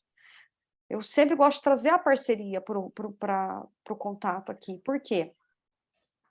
O homem, ele não é apoiador desse processo, ele é parte integrante. Muitas vezes, tanto ele se coloca como apoiador, como a mulher também coloca ele como apoiador, e não é. Porque para os dois, né? Eu lembro que tinha um casal que vinha, que ele era uma fortaleza na hora do atendimento. Quando ele pôde começar a falar do que ele sentia, e ela sempre trazia assim, ele leva numa boa, ele é muito racional, para ele tá tudo bem. E quando ele pôde começar a falar aqui, ela que enxugava as lágrimas dele na hora do atendimento, né? Então, assim, ela pôde colocar a sandália dele, e aquilo foi bom porque ela viu que realmente ele estava sofrendo, e ele estava naquele tratamento. Então, é muito importante o homem também ter espaço para falar nesses tratamentos. Ele sente diferente da mulher, não tenho dúvida, mas ele também está sofrendo. Gente, na cabeça dele também está passando igual na de vocês.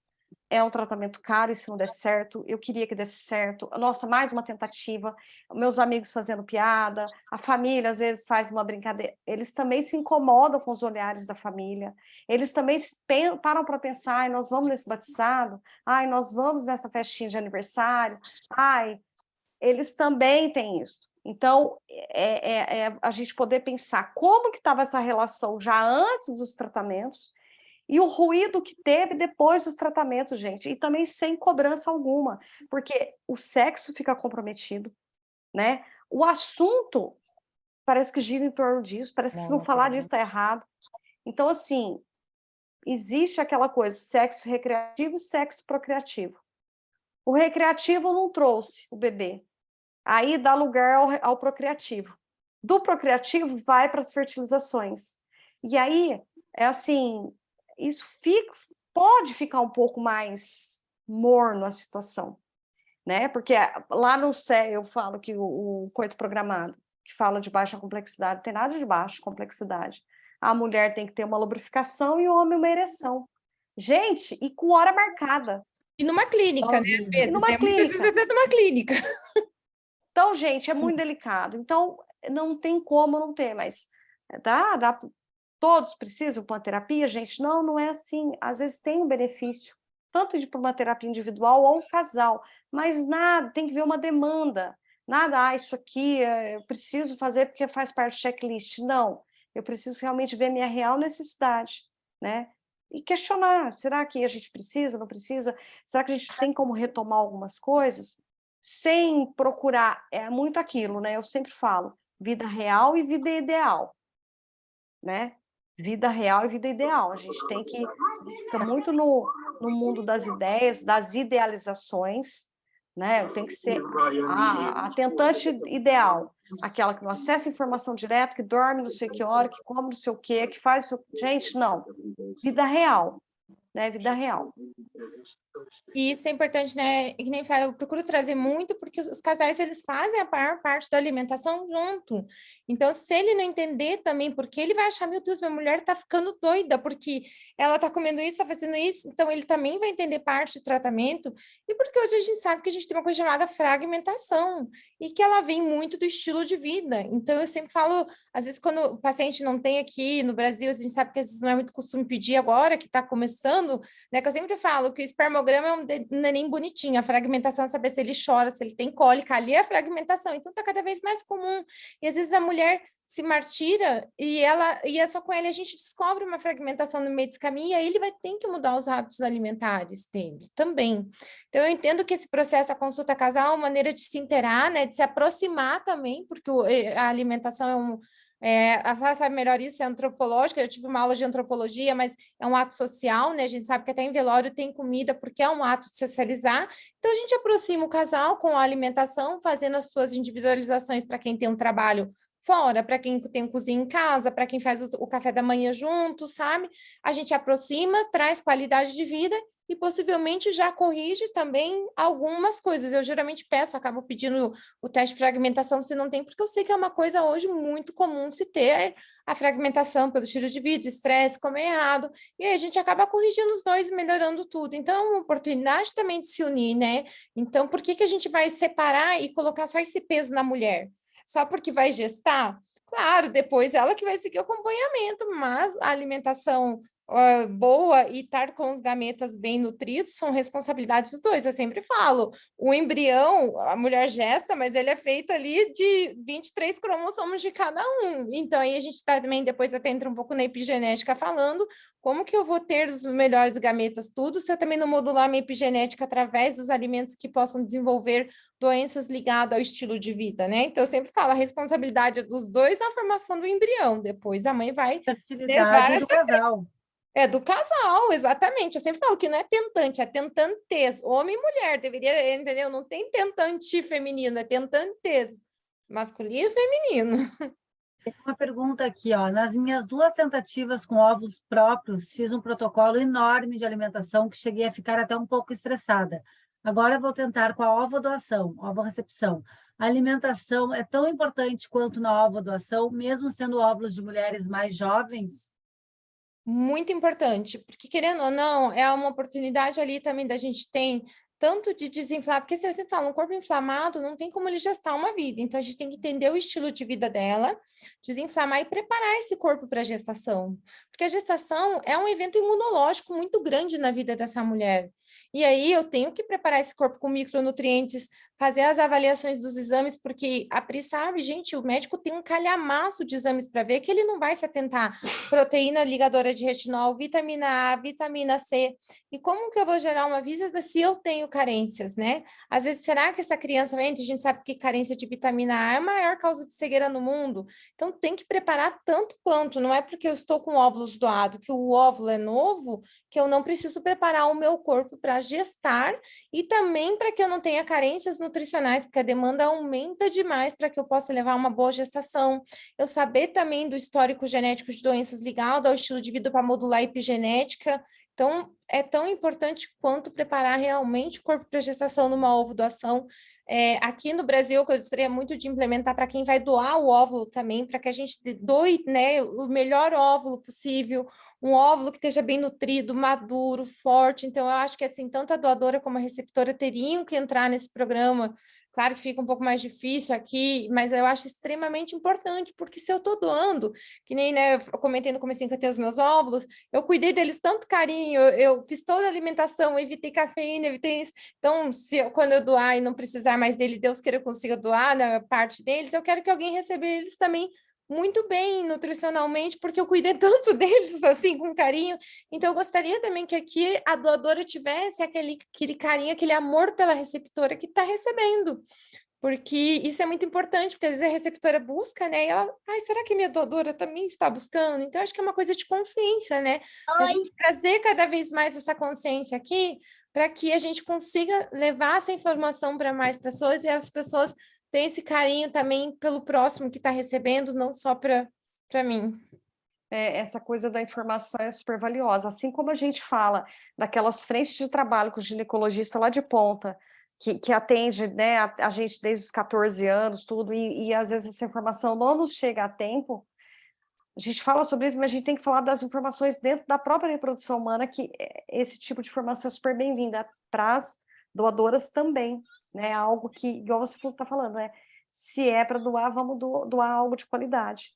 E essa questão também de preparar o corpo, e a doutora Priscila falou no começo, de preparar o psicológico também, gente, é fundamental. Eu acompanhei uma paciente nas tentativas, depois ela engravidou, e aí teve o bebê e a gente deu uma pausa para que a Mal estava tendo tempo de, né, de se cuidar. E aí passou uns 3 meses, ela quis voltar, voltou. E ela falou, sabe uma coisa que eu ouvi, e ainda bem que isso me afetou, mas eu mesmo já... Ela escutou assim, que ela estava cansada, mas ela não podia reclamar, porque ela procurou, ela gastou dinheiro para aquilo, ela ouviu isso do marido e da sogra.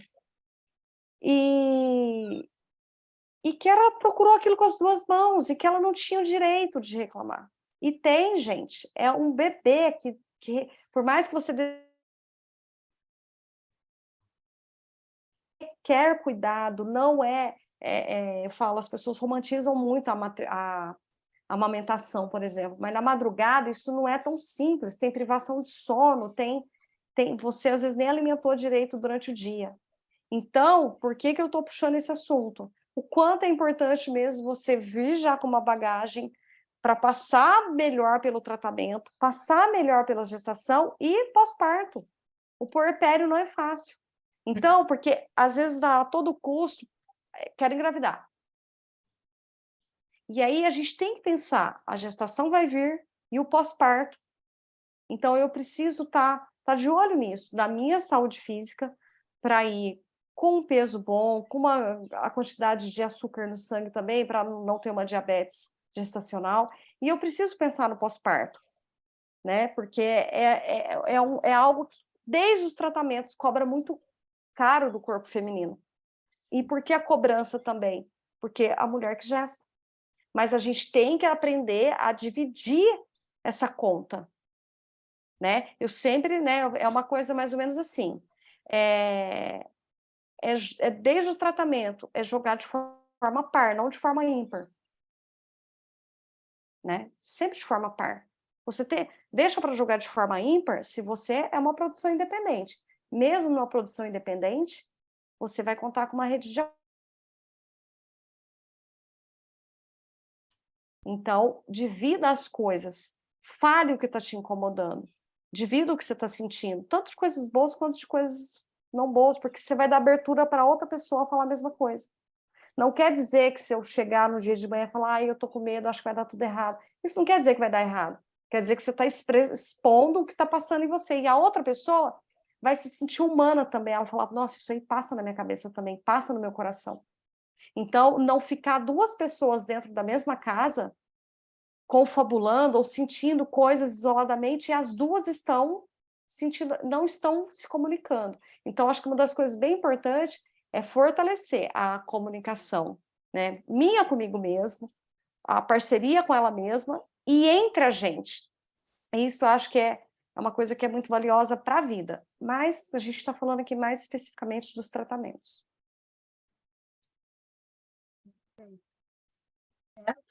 Tem uma pergunta sobre o café preto, para quem tem endometriose, Melissa. O que você fala sobre isso?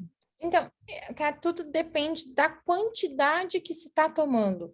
Claro que uma pessoa que vai tomar um pouco mais de cafeína, dependendo do grau de endometriose, e se essa pessoa é sensível também à cafeína, depende muito da sensibilidade que essa pessoa tem, vai realmente aumentar tanto essa questão, principalmente da inflamação, ela acaba aumentando e desregula bastante essa questão da hidratação, né? Porque a cafeína ela é diurética. E a gente tem que entender qual que é a quantidade também e o quanto isso ela toma por dia, se é o expresso, se não é, para dizer que faz mal e também para restringir. A gente sabe que tem perfil de segurança de até 200 miligramas de cafeína até na gestação, porque se eu tenho uma paciente que sempre toma café, e a Pri sabe aqui, mas por que a gente não fala? Porque a gente tem medo, porque as pessoas não consultam e elas não sabem o que é 200 miligramas, contando com outras coisas que contêm cafeína, porque não é só o café, então assim, a cafeína em si que ela é prejudicial. E aí até meu tio brinca, né, ele já está aposentado, agora se aposentou esse ano, mas ele fala, gente, o que vocês preferem? Uma grávida estressada com dor de cabeça, porque a cafeína, ela é estimulante, ou uma grávida que você corta? Então, até 200 miligramas tem segurança até numa gestação, porque que não teria numa endometriose? Mas o que é 200 miligramas no seu cenário, contando com os outros alimentos? E aí a gente tem que entender se há uma mulher realmente que não consome chocolate, outras coisas que tenham cafeína, a gente consegue deixar realmente. Então, ó, 200 miligramas do expresso é isso, mas até 200 miligramas, Ângela, até para gestação tem segurança, imagine para endometriose. Tem sim. O que a gente tem que entender é manejar. Se eu já tomei essa minha dose ali, no dia, eu vou deixar para o dia seguinte outra coisa, um chá, alguma outra coisa assim, um chocolate, mesmo que seja 70%. Eu assim falo, tudo é manejado. O que a gente tem que entender é as quantidades e as trocas que a gente vai fazer durante aquele dia também, para não aumentar e não colocar. E a sensibilidade que é. Mas se tem na gestação, gente, imagine numa endometriose, ou imagine nesse processo também, né, da fertilização, porque muita gente corta tudo. E aí a gente para pensar, uma dor de cabeça que fica aquela cabeça latejando, é pior ainda do que se tomar um pouquinho do café. Mas a gente tem que saber que horário tomar e a quantidade que tomar. Eu acho que o que a gente tem que cortar mesmo, eu, pelo menos, minha opinião, é o álcool. Que aí Não.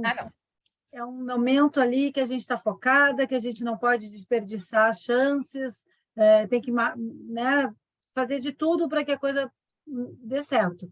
Então, acho que quando pergunta assim, mas nenhum cálice, Karina, sou contra. Acho que nesse momento a gente não pode beber. Não vai morrer porque não beber Álcool e nesse tratamento. Cigarro não tem discussão, né?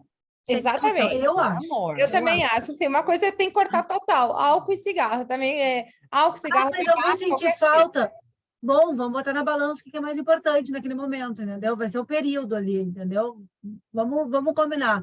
O que eu falo é, se você vai ter uma crise, né? Porque tá sem o cigarro, tudo bem, mas quando fica grávida, não tem perdão. É nenhum. Acabou. Ali, ó, já fiz sem tomar uma gota de café. Isso eu chamo do terrorismo alimentar. Porque eu falo, gente, se tem segurança de 200 miligramas na gestação, por que na FIV ela ficou sem uma gota? E com certeza foi um período estressante, né? Porque sem uma gota, para quem gosta de um cafezinho e tudo, ou para quem realmente tem que tomar para não dar aquela dor de cabeça, é um estresse muito grande. Tem que cortar e álcool mesmo. Hã? Comida japonesa. Então, é uma coisa que não tem que cortar, não precisa, entendeu? Tipo, até em gestante eles tiram comida japonesa, mas depende de onde você vai comer, depende de como que vem, entendeu? Por isso que eu falo, é tudo muito, muito manejado e muito conversado nisso nas consultas. Tanto que eu sempre falo que a consulta nutricional, a gente dura 2 horas. Aí uma vez, mas por que isso não é passar dieta? Eu falei, primeiro que eu não gosto do nome dieta. Dieta, ela tem começo e fim para acabar. É um planejamento alimentar, por quê? Porque a família tem que estar bem. E eu sempre falo isso para o casal iniciando, vocês vão ser pais. E aí vocês têm que ter, hoje, como a gente posterga, né, a gestação mais para tempo, a gente tem uma responsabilidade até essa criança crescer. E aí envolve a qualidade de vida. E aí você tem que ter uma boa qualidade de vida. Então, esse momento é o momento da gente ajustar a qualidade de vida, pensando também no que demanda, porque como a Flávia falou, né, se cobra tanto a amamentação, isso e aquilo, a gente só pensa no engravidar, mas a gente não pensa que é um caminho muito longo também de gestar, amamentar, criar, 1 ano, 2 anos, 3 anos, é uma trajetória, gente, vocês acham que vocês estão no final? Eu sempre falo que a FIV, ela é o início de uma longa trajetória que, ó, gente, vai demandar de vocês. Então, assim... Principalmente quem é mamãe com idade avançada. Então, a gente tem que se cuidar para ver os nossos filhos saudáveis crescendo e a gente também acompanhá-los, né? Com bastante energia, que eu sempre falo aqui em casa. Vamos aí ter uma coisa, uma alimentação saudável aqui em casa, porque o Pedro está fazendo 50 anos agora, em maio. Eu estou fazendo 49. Então, eu quero ter uma longa vida, né? Cheia de saúde para ver o meu filho crescer. Eu acho que isso é muito importante que você falou. Tem uma coisa que eu queria falar aqui que eu acho de extrema importância antes da gente acabar, que falta 23 minutos, mas vamos falar aqui. Tem um depoimento aqui, tá? Que fala sobre... A gente está falando do marido, né? Que tem clínicas aqui, um depoimento, né? Vínhamos definindo, na época, o nosso tratamento, a nossa clínica para o primeiro tratamento, e algumas as secretárias não estavam preparadas, queriam agendar apenas com a mulher, comigo, e aí não incluía o marido. Tipo assim, a Priscila, que trabalha numa clínica, né? E a Flávia também, e a Melissa trabalha com várias. Vocês concordam que essa relação médico-paciente é de extrema importância, né? E se as secretárias não tiverem o treinamento adequado para acolher a gente nem passa por um fertileuta, a gente antes mesmo já cai fora, né? Porque isso não existe. Isso é só um exemplo, né? Que falou ali, só quero agendar com a mulher, né? Mas isso existe outras falas de secretárias que eu sempre falo para as clínicas que estão na nossa plataforma. Gente, se vocês não conseguirem enxergar as famílias tentantes com olhos de acolhimento e empatia, elas não vão chegar até uma consulta. Elas vão ficar barradas na secretária. Então, toda a equipe tem que estar multidisciplinar, inclusive o cara que estaciona o teu carro, atento a nós tentantes, a nós, famílias tentantes, porque disso que vai determinar a clínica que a gente vai escolher. Não tenha dúvida disso, né? Então, eu gostei desse depoimento aqui, porque as secretárias muitas vezes não estão qualificadas, né? E às vezes falam besteiras para a gente. Mas os pacientes estão cada vez mais atentos, e é muito necessário isso, né? Os pacientes, eu sempre trabalho com os pacientes, né? Até uma coisa que eu faço que é assim, ajudar o paciente a otimizar a consulta dele com o médico, ele levar ali para a consulta realmente a parte dele racional, e ele bem aberto para ouvir, ele se colocar na condição de paciente, não de forma passiva, de forma ativa, mas respeitando a autoridade do médico e respeitando a própria autonomia, mas ele encarar a reprodução humana como uma prestação de serviço. Então, às vezes, eu realmente vou filtrando, né? Mas do jeito que eu fui atendido, porque às vezes a pessoa pode falar, não, o seu marido não precisa vir, mas aí você vai contar com o seu bom senso. Não, eu quero que seja um dia que ele possa vir. Porque às vezes o que a gente conta na vida mesmo é com o bom senso do outro, com a noção do outro, é com a nossa mesma, né? Então, o paciente, ele precisa estar... E eu venho vendo cada vez mais, tenho visto cada vez mais, me desculpa, essa proatividade do paciente, esse olhar, eu estou fazendo investimento de tempo, dinheiro e do meu emocional, então eu preciso realmente saber onde eu estou fazendo esse investimento. Então, ainda bem que cada vez mais as pessoas estão indo de uma forma mais lúcida para os tratamentos. O que tem essa clínica, além do corpo médico, além da embriologia? E é interessante isso mesmo, né? Eu vejo que os pacientes estão cada vez mais entendendo a importância do laboratório, das clínicas, né? Porque realmente tem uma importância fundamental, cada profissional ali dentro. Então, assim, é muito importante que o paciente tenha esse olhar, né? Que ele tem ali a questão profissional, um laboratório bom, e ele tem acolhimento também. É como o paciente tem ido e precisa ser assim. Eu não acho que tem que ser de outra forma. Isso em qualquer especialidade, especificamente na reprodução humana, que está lidando com o desejo de uma vida, gente, o desejo de, né, ter um bebê em casa, é algo muito delicado. Tem uma tentante aqui que está falando assim, sou prova viva, a secretária da doutora Priscila é ótima. Ai, que fofa! Estou adorando todo o processo, eu sei quem é, ela realmente é bem feliz aí com esse tratamento. A gente se fala direto e eu estou bem feliz que vocês estão aí nas vias de fato. Doutora Priscila, entre um procedimento e outro da embriodoação, quanto tempo costuma se aguardar, se necessário, uma segunda tentativa? Ai, depende. Se é um negativo e eu não quero pedir mais nenhum teste de diagnóstico, pode ser seguido. Se é um aborto, depende se fez curetagem ou não, quantas semanas tinha o aborto, mas ou é seguido ou tem que esperar um mês para fazer algum tipo de teste, ou se é uma curetagem, eu espero 2 menstruações, uma pós-curetagem e na outra a gente recomeça. Vamos ser prática no sentido assim, fui para ir para Barcelona, fiz Aham, a embriodoação, deu negativa. Pode acontecer, não temos 100% de garantia, vamos para uma sim. segunda opção, uma segunda ciclo. Quanto tempo essa pessoa, no caso, teria que ficar a mais do que aquela semana que você comentou no começo do webinar, aqueles 8 dias? Mais 20 dias.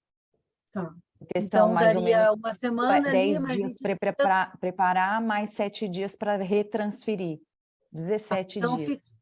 daí dá a soma ali de uma semana mais 20, um mês, 20 dias, um mês máximo. no máximo. 20 dias do É bom tratamento e isso. 10 dias para esperar o resultado, mas que não precisa ser aqui. Eu tenho um caso aqui, tá? Que falou aqui, verdade, Karina, não tive acolhimento nem da médica nem da médica, nem da secretária. Quando tive o sangramento, ouvi absurdos dela, nem repassou para médico o que tinha acontecido. Nesse caso, a gente conversa muito, né? Por WhatsApp, e é um caso de muitas coisas acontecendo quanto como que eu digo, a experiência do paciente, a péssima experiência do paciente, e como isso se torna mais difícil a nossa caminhada. Eu falo que a experiência do paciente ela tem que ser tão transparente a ponto de eu tive um negativo no final, mas eu vou sofrer com aquele negativo, vai ser muito ruim nos próximos dias, mas eu vou ter condições de olhar para trás e falar, voltaria a fazer no mesmo lugar.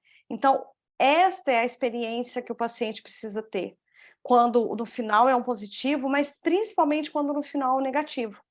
Porque isso é assim, o paciente ele se reestrutura melhor, ele se recupera porque ele viu que todo o processo ele foi acolhido, ele foi assim, foi transparente, né? A expectativa dele, uma coisa que eu acho bem interessante também é alinhar as expectativas do paciente com as reais possibilidades dele, que às vezes, né, tem profissionais que têm um medo disso, mas precisa, né, alinhar a expectativa real, a expectativa dele com a realidade dele mesmo, para ele poder tomar decisões, para o paciente poder tomar decisões mais conscientes, né? Então, assim, o quanto existe clínica perfeita, gente, não existe. Não existe. Todas as clínicas têm positivos e todas as clínicas têm negativos. Todas. Porque se tivesse uma que tivesse só positivo, aquela era a única clínica que ia ter paciente.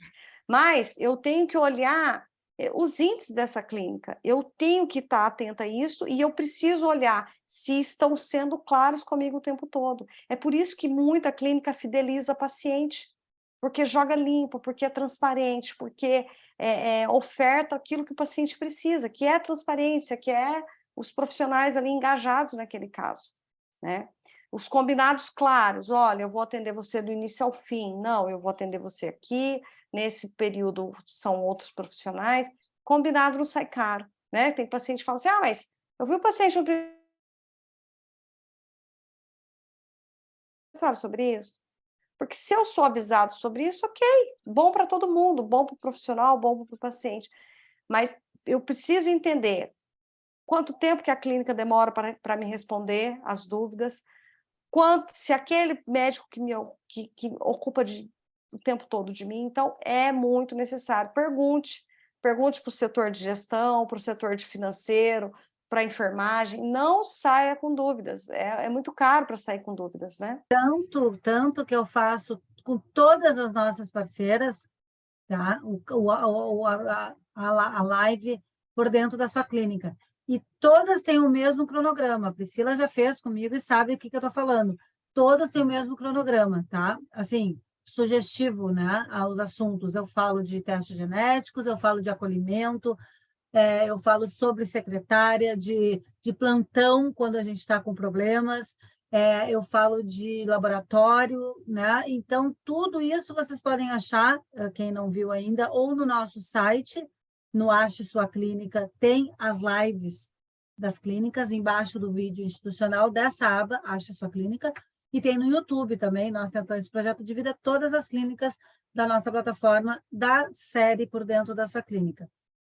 A gente está faltando aí 13 minutos para a gente acabar a nossa webinar. A Priscila deve estar morrendo de sono, porque na Espanha são 4 horas a mais, ou 5, não me lembro agora. São quantas horas a mais? 4, então São quase são 2 da manhã, deve estar podre de sono, mas está aqui conosco, gerando esse amor todo. E é muito grato por vocês estarem aqui até as 10 da noite no Brasil, e ela até as 2 da manhã, né? Esse momento é maravilhoso, realmente, Kelly. Eu sou muito grata por ter conseguido tirar do papel um sonho do Gerando Amor, né? Estamos com o Ninho Solidário no ar. A Kelly é uma que se inscreveu, ela é a Marcela, porque são casais homoafetivos femininos, e a gente está contemplando essa edição, a homoafetividade feminina. Julho, Ovo Doação, novembro, Mamãe Solo. Estamos ineditamente dando 3 FIVs anuais esse ano, que era sempre uma só, e passando por todas as formas de gerar amor e todos os perfis de paciente. Então, é gratidão, porque a gente está com 2 programas no ar, o Gerando Amor e o Ninho Solidário, né? É muito bom isso. Eu queria, para finalizar, uma mensagem da Flávia, uma mensagem da Priscila e uma mensagem da Melissa, tá? Passa muito rápido, a Grazi está falando, foi maravilhoso. Eu que agradeço de coração vocês 3 que estão comigo aqui e todas as nossas famílias que estão assistindo e as que vão assistir futuramente, que a gente vai disponibilizar o link. Pode começar, Mel, com você, depois a Priscila e, por último, a Flávia, e a gente encerra com chave de ouro mais um webinar maravilhoso que foi. Então, a mensagem que eu tenho para vocês, gente, dê o melhor para vocês, para dar todo esse procedimento já certo na primeira, e procurem parar essa parte nutricional, mas não só como uma oportunidade da gente, naquele momento, traga isso como uma oportunidade da gente ter qualidade de vida, porque todos nós vamos viver mais, e a gente tem que escolher como a gente quer viver mais no futuro. Se a gente quer ter a farmácia, que é a farmácia da feira, ou se é que a gente quer viver no futuro a farmácia de medicamentos, gente. Então, não vejam isso como um terrorismo, porque não é um terrorismo alimentar. Não se martirem, traga isso como uma oportunidade. Mas, assim, a gente está mudando essa alimentação, mas a gente está mudando em prol da gente também e da nossa qualidade de vida. Então, é isso que eu deixo para vocês aqui. A gente não vejam isso só como momentâneo, levem isso para a vida de vocês.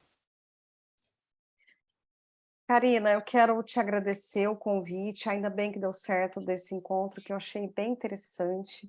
Adorei conhecer você, Melissa, você também, Priscila. Espero que a gente possa aí avançar nossas conversas, de repente fazer algum trabalho, escrever alguma coisa. Fiquei muito interessada mesmo e muito grata, aprendi muito com vocês duas. Todo mundo que pôde ouvir aí, todo mundo que pôde participar de alguma forma.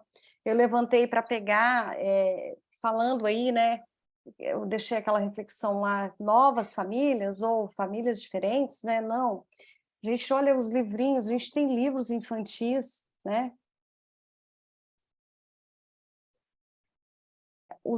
Onde está o meu pai, né? A produção independente da mulher que resolveu ter um filho, e aí vai falar sobre a recepção de esperma, né? 2 mulheres, né? A recepção de óvulo, Lab, o planeta que fabricava bebês, né? Tem esse livrinho aqui também, Meus Pais e Eu, nem sei onde está, mas tem os Meus Pais e Eu também. Então, assim, o que eu quero deixar essa mensagem, né? Que família é onde existe amor, né? E que prossigam em busca do que vocês desejam, estejam conectados com aquilo que vocês realmente querem, escutem mais a si, menos o entorno, as cobranças externas. E a pior cobrança que a gente tem é a que a gente faz com a gente mesma e que geralmente não nos leva a lugar algum. Então, prossigam aí em busca do que vocês desejam, tanto você, Karina, você, doutora Priscila, você, Melissa, e principalmente quem está aí na tentativa em busca de um filho, tá bom? Muito obrigada mesmo, Karina. Agradeço, gurias. Estou vendo aqui as mensagens aqui de carinho, né? Coisa mais querida. A forma como vocês, como vocês conduzem, né? Bem realista, sem neuras. Que é tão complicado, é tão difícil essa caminhada, né? Que o nosso objetivo aqui é encurtar caminhos e trazer informação de verdade, que possa ajudar, né? Porque tem que filtrar, gente. Só assim, como a gente tem uns 5 minutinhos ainda, a gente precisa filtrar, né? Não é todo mundo que a gente tem que escutar, não é tudo que a gente tem que trazer para a nossa jornada, a gente precisa elencar o que é que vale a pena trazer para a nossa jornada, entende? Então, vamos ficar atento aí, porque não é tudo nem todos que servem, né? A gente tem que começar a se ligar nisso, porque quanto mais a gente tem tanta diversidade hoje, que ao contrário da minha época, que era escassez total de informação, que às vezes isso ajuda e atrapalha, né? Então, a gente tem que realmente trazer esclarecimentos e informação que pode mudar a nossa jornada, que traz aceitação, que traz decisões assertivas, seja uma clínica, seja um tratamento, seja uma aceitação, seja qualquer que for, né, a barreira que a gente esteja passando. Mas, assim, a minha mensagem é que vocês façam isso, sejam criteriosos, criteriosas, tá? E tragam, sim, informação de verdade, mas com quem está querendo ajudar vocês, porque de pitaco a vida já está cheia, entendeu? E o que a gente menos precisa na nossa jornada é gente que nos atrapalhe. Não quer ajudar? Beleza, mas não me atrapalha, entendeu? Porque já está muito difícil a coisa.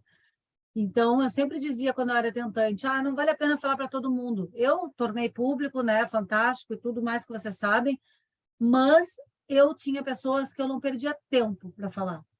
Tá? Porque eu sabia que eram pessoas que não iam me acrescentar em nada, que iam só me perguntar coisas que eu não estava afim nem de responder, porque era tão preconceituosas as perguntas, que eu dizia assim, chega, deixa ela para lá, entendeu? Eu tinha, juro por Deus, que tinha pessoas que eu não me cansava em falar. E tinha outras que eu falava, que eu chorava, que eu abraçava, porque estavam comigo até debaixo d'água, entendeu? Então, a minha mensagem é essa, sejam criteriosos, vão atrás da clínica ideal, olhem as lives, olhem os podcasts. Nós temos 2 temporadas. A primeira temporada tem 100 episódios com ex-tentantes, com casos reais, com especialistas. Vão atrás dessas informações, é tudo gratuito, entendeu? É tudo para vocês não estão sozinhos. E esse monte aqui de pessoas que estão conosco aqui, Priscila, Melissa e Flávia, se Deus quiser, até o final do ano, a gente vai, assim, saber, né, dos tratamentos, a gente vai dar o feedback para que vocês consigam essa gravidez tão desejada, né? Sejam os meninos que estão aqui conosco, sejam as mamães solos que estão conosco aqui, sejam os casais héteros, né? Todo mundo que está aqui conosco, nosso desejo é para que vocês consigam trazer esse positivo, esse bebê saudável para casa. E as especialistas que estão hoje conosco estão sempre à disposição. Assim que eu conseguir, eu vou atender o Henrico daqui a pouco, mas assim que eu conseguir, no máximo até amanhã, eu vou mandar o material conforme eu sempre mando, tá? Depois das lives. E a gente está aí com vocês e por vocês, tá? Feliz com a minha doutora, ai que amor, com a Priscila, no caso. Com o meu processo e com tanto aprendizado que acalma o coração depois de tanto sofrimento. Precisamos separar o que é nosso e o que é do outro. É verdade, Flávia. É um caminho promissor para a saúde mental, distanciamento saudável do que não nos faz bem. Eu acho isso a coisa mais importante na nossa caminhada também, né? Eu acho que isso aí faz toda a diferença. E uma boa noite para vocês, um bom sono. Boa noite, Priscila. Obrigada. Né? Obrigada. Um beijo, Mel. Muito obrigada pelo todo o teu conhecimento, pela tua história de vida. Flávia também, por tudo, né? Sempre, pela generosidade de vocês de estarem aqui conosco, dividindo essas informações de verdade que eu falo, né? As gurias e os guris aqui, as famílias todas, uma ótima boa noite e até quinta-feira. Já terminou? Terminei. Manda um beijo aqui para as titias todas. E o que você deseja Todo mundo está querendo um nenê aqui. Quem é o nosso tentante? Ajuda o quê? Ajuda a trazer bebê, dizer. Tá bom, então. Um beijo para vocês, pessoal. Bom descanso. Obrigada. Bom descanso. Muito obrigada. Um beijo. Mãe, Oi. isso daqui é tudo é pessoa?